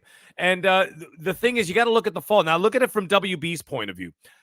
Yeah, it's a Batman licensed game without Batman, okay? That's kind of like when you watch that show Gotham, and it's like, who the hell really wants to watch the show Gotham without Batman? I mean, what's the point? Do you really care about what's going on with Commissioner Gordon? Let's be real, folks. You're there for Batman. The thing is, this game might be magnificent. It might not. We don't know. Although they've spent a lot of time on it, so I would imagine, and WB games are actually pretty damn polished. I'll give them that. You know what I mean? I'll give them that. They don't really release buggy messes and things like that, generally speaking, right? So the games are pretty damn good from that publisher. Now, that being said, if I were WB, take a look at the fall, Boom. What do we got going on? They said what, October 25th? 25th, okay. Yep. Okay, 25th. You've got God of War somewhere in there. Forspoken is for sure October. They've already said that. They delayed that to October. Okay, you've got what's it called? Starfield, like 2 weeks later. Yeah. You've got maybe Redfall in the fall because they said they might be delaying it from summer into the fall. You've got Call of Duty Modern Warfare 2. Yeah. Coming out generally it's end of October, beginning of November. So now you start looking at all that. You're going, what the hell kind of a chance does Gotham Knights have in that mix? Without Batman. Without Batman, you don't. Everyone would be fighting over Batman. Yeah, like it's tough. It's but tough. Do you guys really think that Batman really won't be in there? Come on now. Yeah, he will. He faked his own death. Come on. He'll be a summon. You can press a button. He'll just come down and just Well, he's faking his own death so that he's trying to get one up on the Court of Owls. He's the world's greatest detective. He knows what he's doing. Anyways, the point is, where's Everborn when I need him? Anyways, the thing is, you look at that competition in and around that month, from the middle of October to the middle of November. What chance does that game truly have against those big, huge, barn-burning, like, you know what I mean? Like, massive IPs. I don't have to relist the IPs that I just did. You should already know them by now. They're all coming out around the same time. This is the only chance that Gotham Knights has at making it big. I'm not saying the game is bad. I'm not saying that at all. The game might be magnificent, but it doesn't matter. Titanfall 2 was one of the best first-person shooters I played last generation, period. And guess what? It got sunk. Smoked. Yeah. It got sunk because it came out when it shouldn't have come out. In between Call of Duty, Battlefield, and God knows how many other games came out around that time. All right? Yep. It got lost in the mix. Gotham Knights will do the same damn thing. It'll be a Titanfall 2. It might be a magnificent game that there's basically a victim of circumstance. And I think that that's unfair for the game. So what can you do? What can you do to hedge your bets? What can you do to bolster bolster that mind share? Get it in Game Pass. It is a win for WB. It is a win for Xbox because it'll get people saying, well, why bother buying whatever this game or I'll wait for this game. I can wait another week for Modern Warfare. I'll wait a little while for Forspoken. I could play Gotham Knights right now essentially for free. Okay? So why wouldn't you do that? That's where you're going to pull people away. That's where you're going to get people take more notice in the fall as well. All right? And then if you've got these other games that you were saying, for example, we got perhaps Forza Motorsport. You've got Starfield. You've got Redfall. And is there anything I missed in there from Xbox? I don't think so. No, Deathloop is the only other one. Oh, Deathloop. Deathloop would be September because it was a 1-year deal, right? 1-year exclusive, yeah. Yeah, so my understanding is that it'll be September 30th, 2021, because that's when it came out. It came out, I think, September 30th or 29th for the PS5. And then Ghostwire will be 2023. But anyways, you got all those games in there. Why not throw another game in a Game Pass? Why the hell not? That's the time where you're going to have to start bolstering up some more things, especially if you're light on your toes in the beginning of the year. This is the time to do it. My only question is, and I don't even know if we're going to get to this today, is this just opened the door to where the hell are they going to put Hogwarts Legacy now? That is a very interesting question because that might be a September. That'd be a great summer game. I think that might be a great summer game because you know what? This just dawned on me now, this question, as I'm rhyming off all these big, huge bangers coming out in literally the span of 4 weeks. Where the hell do you put an IP as big as Harry Potter? You do not throw it right in smack in the middle in there. I think that you have to spread it. You have to put it somewhere else. I'm thinking late spring, early summer for that release. Yeah, I mean, it's been delayed quite a bit. I mean, they've been working on it for a while. I mean, we'll know on Thursday, 2 p.m. Eastern Standard Time at Sony State of Play. They said they're going to show an extended 20-minute gameplay preview, and that's all they're showing. Which is the whole State of Play is dedicated to this game, which is great because we're really going to get a chance to see what it looks like, how it plays, what the RPG elements like. Hopefully. I'm looking forward to it, but you're definitely onto something. Josh, let's get your opinion on this. Xbox finds themselves in a much different position this year as opposed to last year. Now, I still think that they're going to have a banner year, and I say that because if you look at the publishers, right, Sony has Horizon, they have Gran Turismo, and potentially God of War. I still think God of War is being delayed to 23, and I say that with confidence because all I can say is look what happened to Horizon versus Elden Ring. The same thing is going to happen to God of War versus Starfield. I'm sorry to say it's going to piss some people off in the chat. I'm not trying to make this into a console war thing, but the reality is it's the first new IP from Bethesda in a decade. The game is done. It's being a year worth of polish. It's going to be a masterpiece. Now, I don't know for sure. I mean, could it be a wreck? I'm assuming any game could be a wreck, but it's unlikely. They seem confident. Yeah, they're very confident on it, and it's a good chance that this game is going to be big, and it's going to be so big that it would even crush something like God of War. And I mean, again, that's just my opinion. If you don't like it, that's fine. I hear you, but I think Sony, it would behoove Sony to move God of War and not go toe to toe with Starfield. It just wouldn't make any sense. So I think that what you're going to get from Sony, which is why they money had it Forsaken. This is why they spent the big bucks to wrap up publishing rights for Hogwarts and a few other things that we're going to learn about this year come the summer. Do you think that the Xbox Game Pass actually needs something like Gotham Knights? Well, the holiday time, sadly, we lost a big game coming out, and that has to do with the craziness of the world with Stalker 2. Of course, yes. So we definitely got a title out of there, but that's the world's circumstances at this time. But I think a game like Gotham Knights, where it's a co-op game at its core. It's a co-op game. That game will live or die by its community and how many players you have with it. When I put a post up saying I'm looking for a group, I want there to be a bunch of people to answer that post, and no better way to do that than putting it on Game Pass itself. And now I'm curious, if they do it on Game Pass, that'd be a great reason to make it cross-play, because that essentially guarantees the people who play on PlayStation, they have an actual pool of players to pull from to actually play with. But when you're going against, and let's not kid ourselves, Call of Duty Modern Warfare 2 is going to be the biggest game selling this year. You put Modern Warfare and Call of Duty in the same sentence together, it's the biggest game of the year. And it's a remake. The Modern Warfare remake was a masterpiece. Yep. I know Activision, obviously they have their troubles and stuff, but that game was fantastic, and I expect the second one to be just as good, maybe even better. Yeah, no, exactly. And I think a good co-op game that has the name, even like Gotham, and like I was saying earlier, if they put Batman in this game, we'd all just be fighting over who's going to be playing Batman, right? It's like, no, I'm going to be playing Batman today. Right. I'm hosting, so I'm Batman. Exactly, right? So I think it's just going to put a bigger spotlight on that game that's been in development for years and years. So getting that extra bag from Microsoft has probably helped with that kind of extra long development time with the title. Especially feels like we're getting a ton of WB games kind of all at once with Suicide Squad, Gotham That's Knights, been delayed. and That's officially been delayed till next year. But it could be early next year. Yeah.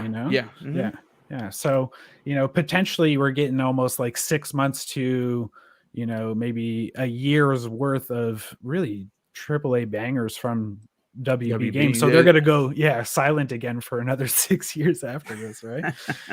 I'd love to see if this concept of a co-op game, so kind of to circle back to our conversation earlier, if this is a fantastic co-op game that works with 4 players, put them on Teenage Mutant Ninja Turtles after this. That actually would be kind of dope. Yeah, that would be kind of good. Yeah. Like take on that kind of mantle of, give them a new IP, give them their own kind of world to work from, like what made Rocksteady huge in their company. I would love to see them take on Teenage Mutant Ninja Turtles, mind you, if the game is of quality. But from what we've seen of it, it looks awesome. Even that gameplay they showed like 2 years ago, that looked awesome. So I'm excited to see what the game looks like, but I think Game Pass is only a win for them. But I think we're going to be, don't,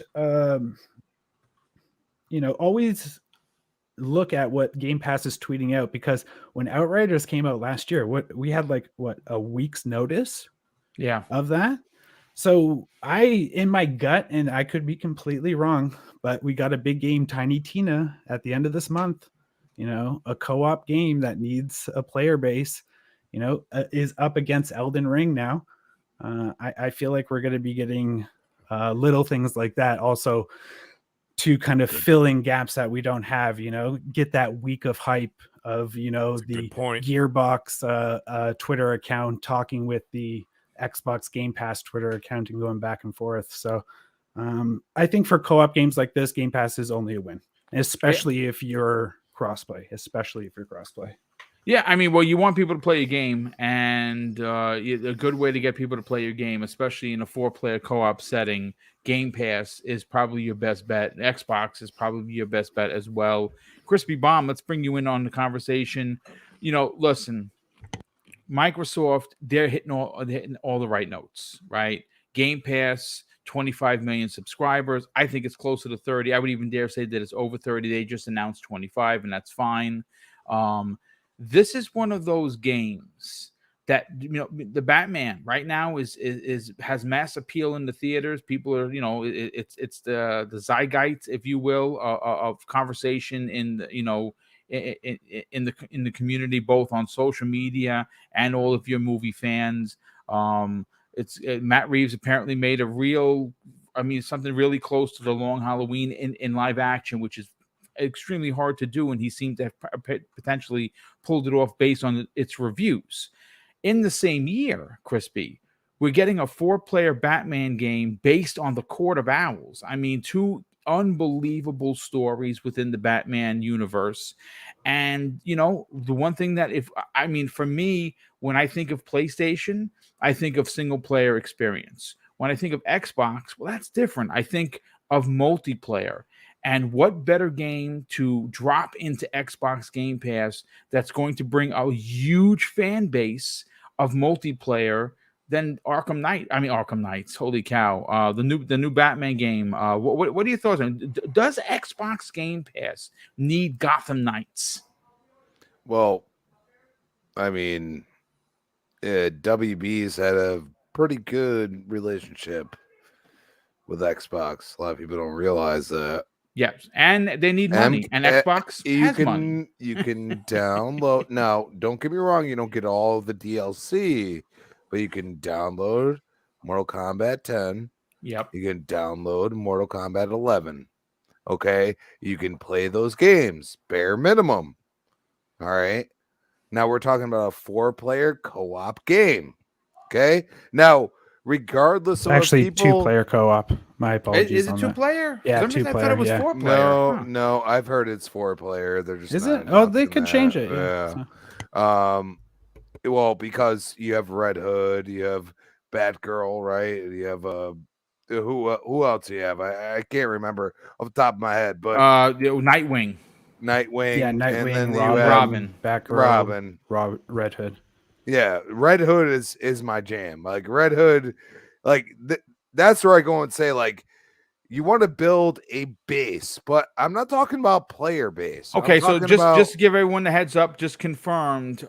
It says here, according to ScreenRant.com, despite having up to 4 playable characters in Nightwing, Batgirl, Robin, and Red Hood, it has been announced that Gotham Knights will only allow 2 players to team up at a time in co-op. I just read the exact same thing. Yeah, so now this is different than obviously Marvel's Avengers and Suicide Squad Kill the Justice League, which will at launch one of them had at launch, and now the other one has been delayed. 4-player co-op as well. So I don't know if this was originally planned to be 4-player. I thought it was 4 players, to be honest with you, but apparently it is not, folks. Just a complete clarification. And this comes to us directly from ScreenRant.com. But you never know, DLC, right? Down the road. That could be a mess then. Or it's because they know that it's not going to work correctly. Maybe. Because what I saw from the snippets that we got from them is that, you know, there's a lot of involvement between the 1 player and the 2 player, as I like to call it. So if there's 3 and 4, cool, but if they can't do it, rather be able to play the game, not have it break. Okay, so that's the way I look at it. If you're gonna do it that way, that's fine. You know, Game Pass, there you go, right there. Okay, everybody, you know, Outriders, okay? Tons of people played that game. Yeah, that game had an incredible fan base on Xbox because it was in Game Pass. Well, and you have to look at it from my perspective, okay? People who can fly made Gears Judgment, okay? They had they just screwed up the execution, all right? They screwed up how they treat their multiplayer base. And the game at times was amazing, and at other times I didn't have a problem with the way the game played. I had a problem with how it transpired. Like, it was almost like I couldn't do anything right. You know what I'm saying? Even though I knew what I was doing, because I'm a Gears player, and that's how the game played. You know what I mean? It had special, special abilities and all these crazy things, which was great to me. But I still was like, dude, I should be able to take this thing down quickly. And I couldn't do it. I memorized all of the, my certain set having it and everything else. And we all like went in on it on whatever character, or boss it may be. And we still couldn't beat it because it would get glitchy. People would drop out, stuff like that. So if it's 2-player, I'm actually even more down for that. Fact is, just as a quick aside, a quick update, that game is now like those diehards who still play Outriders report that game is now perfect. Like it's great. Obviously, you won't get a second chance to make a first impression. Coming from me, it's fine because guess what? I played Division. I'm like one of the highest levels. Okay, I have like the striker gear. I have all of it. You know what I mean? And that game was completely and totally broken when it came out, but it was also something I've never seen before. You understand what I'm saying? I love the Division 1. One of my dude. And at the end of me playing that game, and they did it kind of justice by coming out with Division 2, but they didn't focus on the story.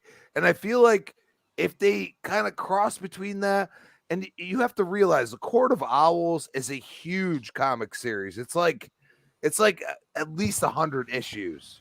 Okay, so you have characters that they can go into movies with if it's successful, and you have to look at it that way and say WB ain't just thinking about gaming. You know what I'm saying? They're thinking about, hey, Batman was really good, and it was dark, and it was gritty, and it was everything else. You know what I'm saying? And it was kind of like, I always said Dark Knight is one of the greatest movies I've ever seen.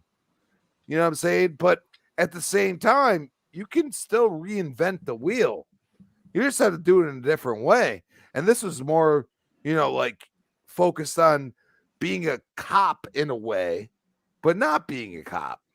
You know what I'm saying? So they're looking at this like Red Hood, like these are characters that you've never seen. And then you go and say they can't do that. They can't reinvent the wheel. Well, guess what? Suicide Squad by James Gunn was actually pretty damn good. And I'll tell you right now, Peacemaker, pretty damn good show if you haven't watched it. Mm-hmm. It is genuine to the comics. You have to understand, it really is. Like you could tell me it's not. It's quirky. It's trying to be fun. No, that was the comics, people. You have to understand that the comics tried to be funny, and you had to laugh yourself because you had no other audience.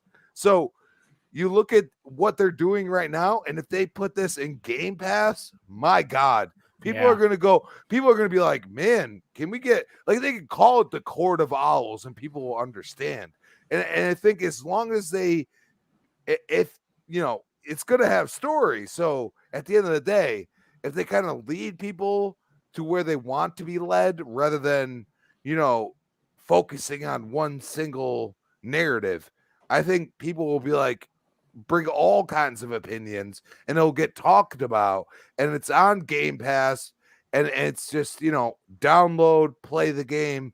I mean, after that Xbox bat signal, I'm telling you, there's something going. They have a good relationship with WB, and I feel like I'm getting that inkling that there's something even bigger to come. Not necessarily for everyone, but for us Xbox gamers, I think there's something bigger. Yeah. Was there any explanation about that bat signal, or was it just left there and that's it? It was just left there for you to. So you don't do that for no reason. For us to have a whole conversation about. Yeah. Oh, and a quick aside, guys. I initially was kind of lukewarm on whether it be day and date, but now that while you guys are talking, I'm doing a bit of digging. I kind of see where you guys are coming from. It might actually come because The current situation that we're living through these days, where we're talking about, unfortunately, Stalker is not going to be released. Stalker's not the only game that's been lost to us because of the situation. Yeah. So has Atomic Heart, which was going to say, I think which was also going to be released in October, November, or December. Like they came out and they said it's redacted Burr, so it's only one of the Burr months. You know, and that game is a AAA big monster game. So you've lost two games. And that was day and date and Game Pass. Day and date Game Pass. You guys know I did a poll. I did a poll for the for this. I said, is the I think it was like just earlier last week. I said, is Gotham Knights coming to Game Pass day one, or is it going to be just a third party title? That's it.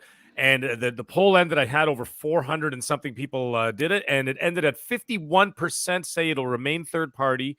And I mean, by third party, I mean not in Game Pass, and 49% said it'll be day one in Game Pass. So interesting to see. It was divided almost directly down the middle of who believed it'd be in Game Pass day one and who didn't. But now after listening to these arguments, I'm starting to, I'm telling you, man, I'm that's another hill I'm going to die on. Well, this is where I go and say, how many times have I said, no, I think it's coming to Game Pass, and all of a sudden it does. And I'm like, Guardians of the Galaxy. Oh, shit, there you are. How you doing? It's like 4 or 5 months later, but I'm like, man, you know what I mean? I'll be honest with you. I think Elden Ring's going to come to Game Pass at some point. I would not be surprised. Honestly, I don't see why it wouldn't. I mean, we they've had quite a few Bandai Namco games, published games drop into Xbox Game Pass, and this would be monstrous. Like if this was announced, I'm talking end of the year. Like, you know what? We all know that Xbox was talking to FromSoft, talking to whoever they needed to talk to, and it didn't happen because they're like, I don't want PlayStation to hate us. But at the same time, that talk might have turned into, hey, we'll drop this at the end of the year. Well, I mean, now they are the From Software is the ones calling shots after they're closing in apparently on 20 million sold, PC, Xbox, and PlayStation. That is their biggest game to date, and it's the game's only 2 weeks old, which is bonkers. It's just bonkers. But let's get Wandering Dutch in on the conversation. Dutch, listen, you've heard everyone's opinion so far. Do you agree with Microsoft being a little light with, some third-party deal games that were supposed to come in, world circumstances? Now they're not, right? They're off the table because of what's going on the other side of the world, right? And that's affecting, some of their plans. And something, that's life. People's lives are more important than video games. Yep. We're hearing Redfall may be delayed from the summer to the fall, but do you want to put Redfall out to die against Starfield? I don't know. No. You know what I'm saying? I it's two new IPs for Xbox that are exclusives going head to head. To me, if the game, someone has to be delayed, and it's not going to be Starfield. Starfield is the main player for Xbox this year. Redfall, it might need some more development time, and it might not. We don't know for sure. We haven't heard that, from Arcane, but we will soon potentially to let us know. I mean, E3 or whatever E3 is going to look like this year is around the corner. My question to you is, with Batman being big in the film, and now seeing that this game has a confirmation release date of the 25th of October, should Phil make it a priority to get this into Xbox Game Pass because of its co-op nature and the fact that they are a little light in big games for Game Pass? I think we'll see not just this one, but I think we'll see throughout the year. Specifically, like you mentioned, with some of the titles, essentially not making this year now due to obviously conflict issues in Eastern Europe, and rightfully so. It obviously people and people's lives come first before 100%. Games at the end of the day. So there's quite a few games, of course, that'll be missing this year from there, including probably replaced, including Stalker 2, the other Russian game that was going to come out as well. I do believe that'll Atomic Heart. Yes, Atomic Heart. That'll be pushed back. So there's That going one to be stings, several. man. That one stings. Seriously, Yeah. I've been That's looking forward to Atomic that Heart for a looks long really time. good, man. Really Yeah. good. I think they're based in Moscow, actually. They are, yeah. And the problem they've got there, of course, is trade sanctions. Yeah. Yep, Sanctions. exactly. Even if So- it's done, it's not coming Yeah, here. Well, and exactly. if they're getting a bag from Microsoft, that Well, they funding's were not for day coming and in. date. And That's then- not happening. Yeah, No, that's it's not gonna not happen happening. now. anymore, so- It'll still yeah. happen. Microsoft cut Just- off Russia from everything Oh, right yeah. now, Yeah. including Yeah. the gaming online, everything. Yeah, until right, it gets so- reestablished, they are touching nothing that's Russian. Yeah. Yeah. But even saying that, like you say, then you've got the flip side of the coin. It's by no fault of the developers because they're under threat not at from all. being able to even freely speak without having sanctions themselves in their own country, and jail time, etc. So it's through no fault of their own, and I feel for the Russian developers as much as I feel for the Ukrainian ones that are fleeing for their lives and trying So to true, defend their yeah. homes. So there's a lot of big games that are no longer in the service this year that I think Microsoft will be acutely aware of replacing, and Arkham Knights is going to be one of them that fits in that gap. And I think there'll be Phil Spencer and the team will be more than aware that they now have the best part of 3 pretty large titles that were going into Game Pass day and date that now need replacing. I'm sure Sarah Bond is taking the lead on this to get third parties into Xbox Game Pass. There's And no I think doubt you'll about probably it. see some big surprises as well, specifically around, of course, from what we've seen, I think it was Special Nick, who mentioned that the Xbox events could potentially be May and September as opposed to E3 June, which is a bit of a strange one. But if that be the case, then we'll probably see a few announcements following the initial May event and then September event on games coming into Game Pass day and date. Probably some unexpected big third-party releases. Yeah. To kind of fill that gap. But of course, we know Forza may or may not be this year. So we've still got that. Redfall still slated for this year. They haven't said it isn't. And of course, we've still got Starfield. So there's still potentially 3 large first-party releases this year. But yeah, I think Arkham Knights is definitely going to be one of the games that fits into that slot this year now. It probably wasn't before, but I think now they'll have doubled down on things like that, and they'll be going right. I think they have to. Honestly, I really again listen. When you're light, we've seen this on the other side of the coin, Dutch. Yeah, Sony is notorious when they're light on their own first party. They spend some money to get. When they're short on first party, they spend the money to get third party. I'm not saying that Microsoft is doomed. They have been knocking it out of the park. I mean, for crying out loud, MLB The Show, a couple weeks away, folks, in Game Pass day and date. No bigger baseball game. Sony first-party IP in Game Pass day and date, but not on Sony. So that's a big get. I think you're onto something here. I think we're going to get some surprises, but I think that if you look down the line, Dutch, there is no bigger title than Gotham Knights right now, and it works perfectly with Game Pass. Yeah. Well, you never know, of course. Well, saying that, I would have said Modern Warfare, but again, they've got marketing rights with Sony for this year, haven't they? So it would have been one of those.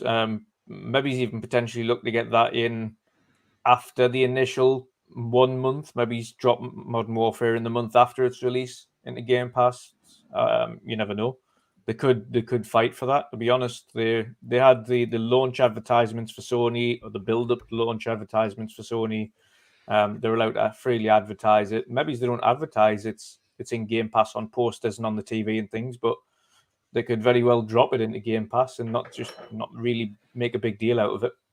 I think that's the main issue. Their marketing, and like we say, this year, I think, and going into next, it's going to tail end of this year and into the next. It's going to be the battle of the services. So, I think in terms of exclusivities and things like that going forward after this year, it's going to be more along the lines of who gets what in first into their service, but everyone's going to get it. But yeah, Gotham Knights fits the bill 100%. I'm intrigued to see what else they managed to squeeze in there, though. Mhm. But it's massive title, massive fan base. The Batman universe, the Gotham universe as it is. It's going to be intriguing to see how fans take to the fact that Batman isn't there as a playable character, and you're playing as everybody else but him. For the first, I think is it not pretty much the first time in a Batman game where that has been the case, where you haven't been playable as Batman. I think so. Yeah. Yeah. I think this will also make things like the Batgirl movie coming up shine a little bit more. You know, you have her as a character, kind of let those side characters shine. I hear there's a Nightwing movie like in the making and stuff like that. Yes. So Yeah. So yeah, it's going to be intriguing to see how it does. But I think it was either Asante or Mag. I don't know who made this point, but I think to their point as well, because it doesn't have Batman as the focus point, there's going to be a lot of people that are a bit more don't know, and so Game Pass will get more eyes on it. It'll get more people playing it. There's going to be a lot of people that are on the fence about playing it because it doesn't have Batman in it, or it doesn't have Batman as a playable character. And at the end of the day, the previous Batmans were beloved, and in terms of the games, the Arkham City games and things like that, they were beloved because it was Batman, and it was great combat, and it was a great game, and it was great story, good characters. So without the focus point of Batman there, it is going to have a little bit of a, should we say, a little bit of a handicap there. And I think Game Pass will kind of take that handicap back off and provide them extra eyes that they need. So it makes sense from both sides. Xbox need to fill a gap, and I think WB potentially need to get their title to more eyes because it isn't a Batman-focused game. I wonder if they'll do like a buddy pass thing like Maybe some other games do. Yeah. Yeah, that would be kind of dope. I mean, listen, look, regardless of what happens, I think it'd be a great get for Xbox. I'm going to say this after, listening to everyone's conversation. I went from saying, well, do they really need it? I think that they do. I honestly think that they do. And again, this is not, saying that Microsoft is going to have a great year. If all 4 games releases that are first party this year, like they're supposed to, you get we know that Deathloop is coming. That's going to be a 90 meta game. It was a 90 meta for PlayStation. It's going to be a 90 meta for Xbox unless there's some sort of BS going on, right? Forza, Forza Motorsport is basically going to smoke what Sony has put out. And I all I want to say is, if you missed out on Rich Review Tech's newest video, he utterly and publicly destroys Sony's new racing game. It just everything that he said, and as a matter of fact, very unlike Rich. He had his producer on in his ear. That was also one of the longer videos that he's done in a long time, and him and his producer both agreed that the game is a 6.5 out of 10. And based on what they were showing and how they were breaking it down, I absolutely agree. Again, Metacritic is Metacritic. It's, there are a lot of people that are blown away by this game. I was not, and I'm sorry, I still can't believe that this game was 76-43 for a game. I've played it. I've got probably the best part of maybe 10 hours into it or something so far on GT7, and it's, where it is. I'm on PS4 Pro, but in terms of the gameplay and the graphics, it looks absolutely no different to GT Sport. Right, which came out in when did GT Sport come out? 2017 or 2018? Yeah.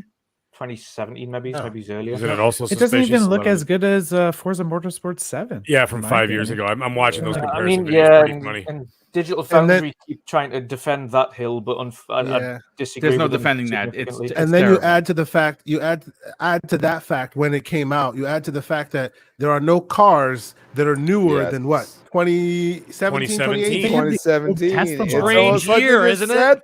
Isn't it? It's almost like they built it and they left it sitting there for a while and went, let's filled release it it. up. I don't Polished see it. that That's what Tesla you model call on the polish. road anymore. They filled it up with what they class as vision cars, which is essentially concept cars that won't see the light of day. And that cost an absolute arm and a leg to unlock in the game. But in itself, the game, I mean, it's a good racing game. It's obviously, if you're like simulators, you'll love the game itself. But in terms of gameplay, it is no different to the previous. They've got a few more, with it being an anniversary, the 25th anniversary of GT Sport. They've got a lot more focus on the history of GT and history of sport racing. Oh, so nostalgia should give them the good scores then. Yeah. Right? You would think so. You would think so, but at the end of the day, the sneakiness, and I've seen a few sites do this as well, is retract their scores and rescore it after finding out about the microtransaction costs and microtransactions, which is They haven't very changed sneaky. it. Have they changed it yet? Anybody? And the microtransaction, remember when Flight Simulator came out and people were like, oh, look at this jet. It costs like $20. I'm like, it's because a user made that jet and he's making a living off that, you know? Yeah. And so that's not the case in Gran Turismo, like at all. So no, they've increased it by 700%, which is just bonkers. Well, that's inflation for you, right? That is not inflation. I'm sorry. Today's inflation seems like 700%. And like I say, it's if it meant anything, but I mean, a lot of people have said that you can grind it, you can play the game for X amount of hours, you can get that money, but you have to play the game for a significant amount of time in order to build up enough to not only just unlock cars, but then upgrade them in order to race. And the game requires you to upgrade them in order to complete events. And compete events at the top, you have to win races or come first or third to get any credits at all. If you don't come first or third, you don't get any credits. You don't get nothing. It's well, not look like at the car packs Forza does, right? Like you get like almost like a dozen cars for like a great price. Half the time. They try to get you to unlock cars for doing things, but it's more like a gamble. So at the end of certain events, there's 3 cars appear on screen, and they get put behind cards, and then you've got to choose a card, and you might not get the car that you want. And then you get certain older cars by completing what they call a menu in the cafe, and completing events that way. And then they've got the roulette wheel, which is kind of like the wheel spins in Forza, but less profitable. The vast majority of the time, I've got like 2,000, 5,000, or 10,000 credits, which gets you nothing in game. It's just listen, it is. No, I will say this. I'm very hard on the media. And I think we all should be when they do it wrong, right? I'm sorry to say, I'm not looking to pick a fight with anybody, but when they do it wrong, we owe it as content creators to get out there and be truthful, be respectful, and let them know that this is unacceptable.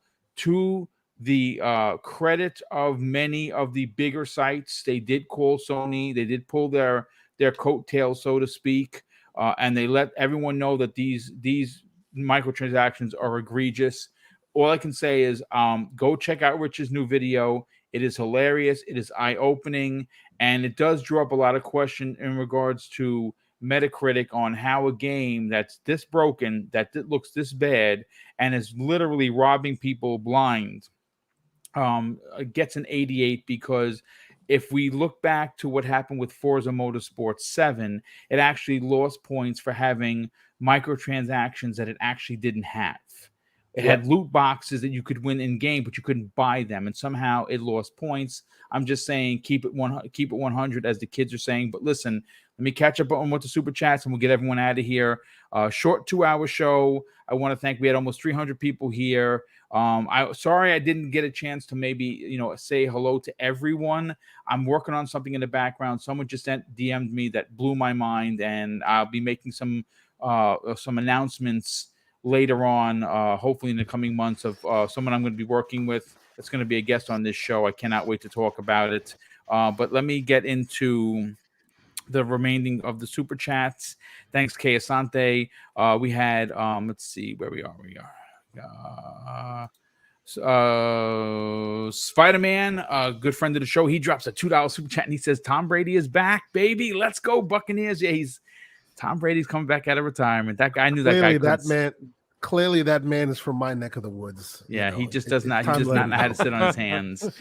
Brett Bingham, good friend of the show, he drops a $2 super chat and says a Doctor Strange game made by Arcane Studios. I like that idea. Ooh. Space I'll take it. Davikin drops an outstanding $5 super chat and says, "Can we please have a special Elden Ring podcast just to talk about the greatest boss ever, General Radon? That dude is broken OP. Yeah, I got him halfway, man, and he is you have help from everyone, from all of these ghost people, and he still whips your ass cowboy style. It's just crazy. The battlefield is literally as big as the game. It's just ridiculous. Radon is no joke. Sir X-Man drops a $2 super chat and says, I wish they would make a new Rygar. Oh my God, Rygar was so freaking good. Wow, that's an good OG pull right there, brother. Yeah, that's a great pull. Outbreak Podcast, good friend of the show. Dave, what's going on, brother?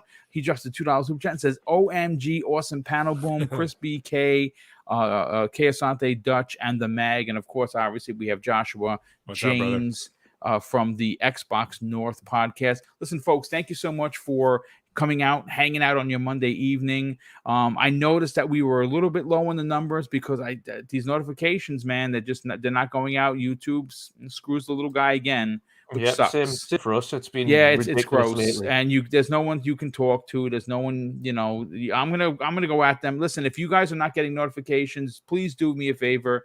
If you appreciate the work that goes into these shows, tweet at YouTube and let them know that you're not getting notifications, because it's hard to to put these shows together, and it sucks when no one comes out or doesn't realize that you're out here doing this, and that's YouTube's fault, and no one takes them to tasks. I'm going to reach out to them publicly. If you see my tweet, just retweet it. Let them know that we're a little pissed off because they do take their 30% and they don't care. But anyway, let's get to the outros. We'll start first with our special guests. Joshua James, what's going on, brother? Tell everyone about the Xbox North podcast, what you and Dan do on a weekly basis over there, and where can people reach out to you on social media? Yeah, so come check us out on the Xbox North podcast. We post every Friday, actually just after your show, around 12 p.m. on Friday. Nice. And actually, we also post first on podcast services. So if you like a morning show, we do post at 8 o'clock on Fridays as well. But yeah, come check us out on YouTube, Rumble. We're also on, you can come check us out on Instagram and Twitter. Just look up at North Xbox.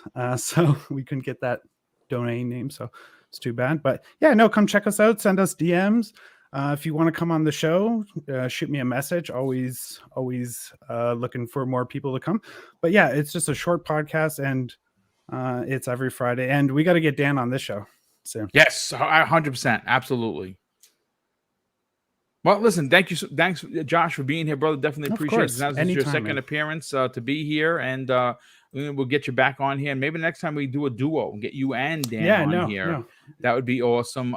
Mag, let's get you on out of here because I know you're running your press for time, brother. Tell everyone where they can reach out to you on social media, and when are you wearing a unicorn pony, something? Well, it might be as early as tomorrow morning. Keep your eyes peeled. Yes, Meg's always got something up his sleeve. Let me tell you something, guys. So you know what? On his head. Oh, don't worry. Dr. Mag. Yeah, Doctor. Oh no, Dr. Mag is he's not in the office right now. He's retired. Dr. Mag is fired. Yeah, I was gonna say you're fired, right? He may make a reappearance at some point. You never know. But keep your eyes peeled tomorrow, folks. I got something going on. And you know what? Everybody in this chat, everybody in this panel, you guys know you can find me on Twitter, obviously, and of course on the gaming streets, on the Xbox Series X and the PS5. I am the Mag, all capitals, all one word, because I don't know how to be quiet, guys. What a great show, chat. You guys are amazing guests. Crispy Bomb, and of course, Joshua Jameson, Spider-Man. And obviously, we've got Asante and Dutch and Boom. You guys are all awesome. I look forward to next week. We're going to have some more awesome things to talk about. Everybody, have yourself a wonderful evening and have a great night. Yeah, you too, brother. Thanks for being here. Kay Asante, let's get you on out here, brother. Tell everyone about the Gaming Circle podcast at 10 a.m. Eastern Standard Time on Saturday mornings, where you and our brother, unfortunately, that couldn't be here, the Everborn Saga, talk it up a bit. You may, every now and again, you have some guests. You had a great show this week. Tell everyone where they can get you guys to 1,000 subscribers. Yeah. Thank you guys so much for as usual being here and being part of this community. Yeah, the Gaming Circle podcast actually had a pretty good episode last week, Saturday. Basically, the long and short of it is stop crying. that was the long and short of it. Yes, there are games coming out. Yes, there are various events being broadcast that may not have Xbox in front of them, but still there's a lot coming for Xbox. So all those complaining about Xbox being too quiet, stop crying. You'll be fine. Don't worry. Go play some games. But yes, we had a great conversation last week. We had Risk It for the Biscuit on our show. We had a great time. And of course, Everborn was in his rant feels as he usually tends to be. So go ahead and check that out if you haven't checked it out already. I will also say I thank everybody who our numbers seem to be growing exponentially every week. Nice. So I thank everybody who's able to come check us out. TKO Asante on Twitter, Xbox, PlayStation, everywhere you can find me. Will not give you my social, so don't ask for it. You can we playing Switch alone, so that's how it is. But we'll see you guys all next week. Thank you so much, Xbox North, for being here. Thank you so much for being here. To my panel members, always great time having you guys. Always listen to your opinions. Always great, well thought out opinions from everybody. So, it's a wonderful show as usual, and I'll talk to you guys next week. Thank you, brother. Definitely appreciate that. And Crispy Bomb, thanks so much for jumping in, brother. We definitely appreciate you giving us your honest opinion about the topics that we hit on. Where could people find you on the next podcast? And more importantly, where could people reach out to you on social media? Josh, don't know you. Nice meeting you. Awesome. Yeah, nice meeting you too. Great combos, by the way. I know some. Oh wait, I know everybody on this panel. Besides Josh. So, love you guys. Great coming through the back door. That's all I got to say about that. Pause. At Crispy Bomb on Twitter, Crispy Bomb on 28 Xbox Live. You can find me tomorrow night, 7 p.m. We got the Retro Renegades. And yes, it is the most entertainment you're ever going to have for 2 hours. And we got the next podcast, Thursday, 8 p.m. prime time. And of course, you can find me on Breakfast with Boo. Oh, we're going to have a great conversation this Friday. We got a lot to talk about. We're talking actual somehow, boom, after all this time, you bring out topics that I hadn't talked about hours before, which I absolutely love. And I mean, my God, boom, you need that like. Everybody hit that like. Everybody sub to his channel. This man puts in the work, and he has knowledge that a lot of you have no clue. That is not a diss. That is just saying, listen to this man. That's all I got to say. I definitely appreciate the compliment, brother, and obviously thank you so much. Yeah, please hit the like button. I got scolded by the man of a million, Randall Thor. He says I don't ask for it enough. You know what? I shouldn't have to, but he's absolutely correct. If you are new, please consider subscribing to the channel. And obviously, if you enjoyed the podcast, help put it on social media, and of course, hit the like button. But Wandering Dutch, let's get you on out of here, brother. Let you get back to Elden Ring. See what next boss you're going to take on. This game is addicting, and we want to see more of your gameplay. Tell everyone about your YouTube channel, about your midweek mix-up podcast, and what you got going on with the Indie Showcase coming later this year. Yes, indeed. Yeah, so again, apologies to everybody that I completely was unaware of this daylight savings time change over in America. But I know for next week, so I will be on time. It's better for me as well, to be fair, because it's earlier. Yes. Obviously, it's not midnight start; it's 11 p.m. So nice early start, early finish means I might get a little bit extra gaming in afterwards. But yeah, it's awesome to be here as usual. Again, as always, different topics to what we always talk about, which is great. It's hard in these gaming streets sometimes, especially when you're a content creator, to come up with new topics to speak about every week. Specifically when news is light. So to have fresh topics to speak about with you fine gentlemen every week is always a welcome change.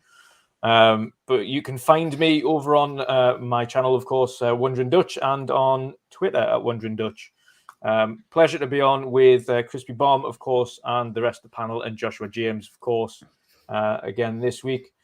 And yeah, we have the Indie Showcase coming up in April, which is going to be awesome. Of course, around 10 content creators involved in that, ensuring that there's probably over 80 or 90 games shown over the course of about 2 hours or so, including new content from some developers, unseen footage from some developers, and some giveaways thrown into boot. So that'll be absolutely awesome. But yes, of course, Mr. BoomStick is going to be taking part, and Mr. Asante has already got his list across, and will be sending his other section very shortly for that. Very as well. shortly, So yes, very shortly. that'd be awesome. But yeah, I'm looking forward to getting that together and everybody to enjoy that when it is out in April. That'll be obviously a big event, so we'll have some fun. But awesome again, everybody. Of course, as Mr. Boom said, make sure you hit that like. If you don't already subscribe, please subscribe. Let's get him on his track to the next 5K. Let's make it 15K start. That'd be great. Thank you, brother. Everyone have an awesome evening, and we will see you again next week. Yes, thank you so much for that, brother. And of course, I'm going to close out. We'll say a big thank you to all the super chats that come in. The missus and I are going to be announcing an upcoming giveaway for Easter. That's something new that we're adding to the giveaways, and that those giveaways happen thanks to the generosity of the community through obviously super chats, which you see pop up, and of course channel membership, which you see rolling. And we have so many channel members that we had to split it up into two different ticket tape ones, because that's how many people support the channel. We can't thank you enough. Those allow us to do these big giveaways, and we'll be giving the particulars of what that Easter giveaway is going to be in the coming weeks leading up to the holiday. And of course, I'm going to close out the show with something that is important to me, folks. Hopefully one day it'll be important to you. And that's something that my dad taught us when we were kids. And he said, son, treat others how you want to be treated. And also, it doesn't cost anything to be nice. You live by those rules. And I can guarantee you're going to have an awesome day. So take care, everyone. We'll see you next week on the newest episode of Primetime Gaming with Mr. Boomstick and Friends.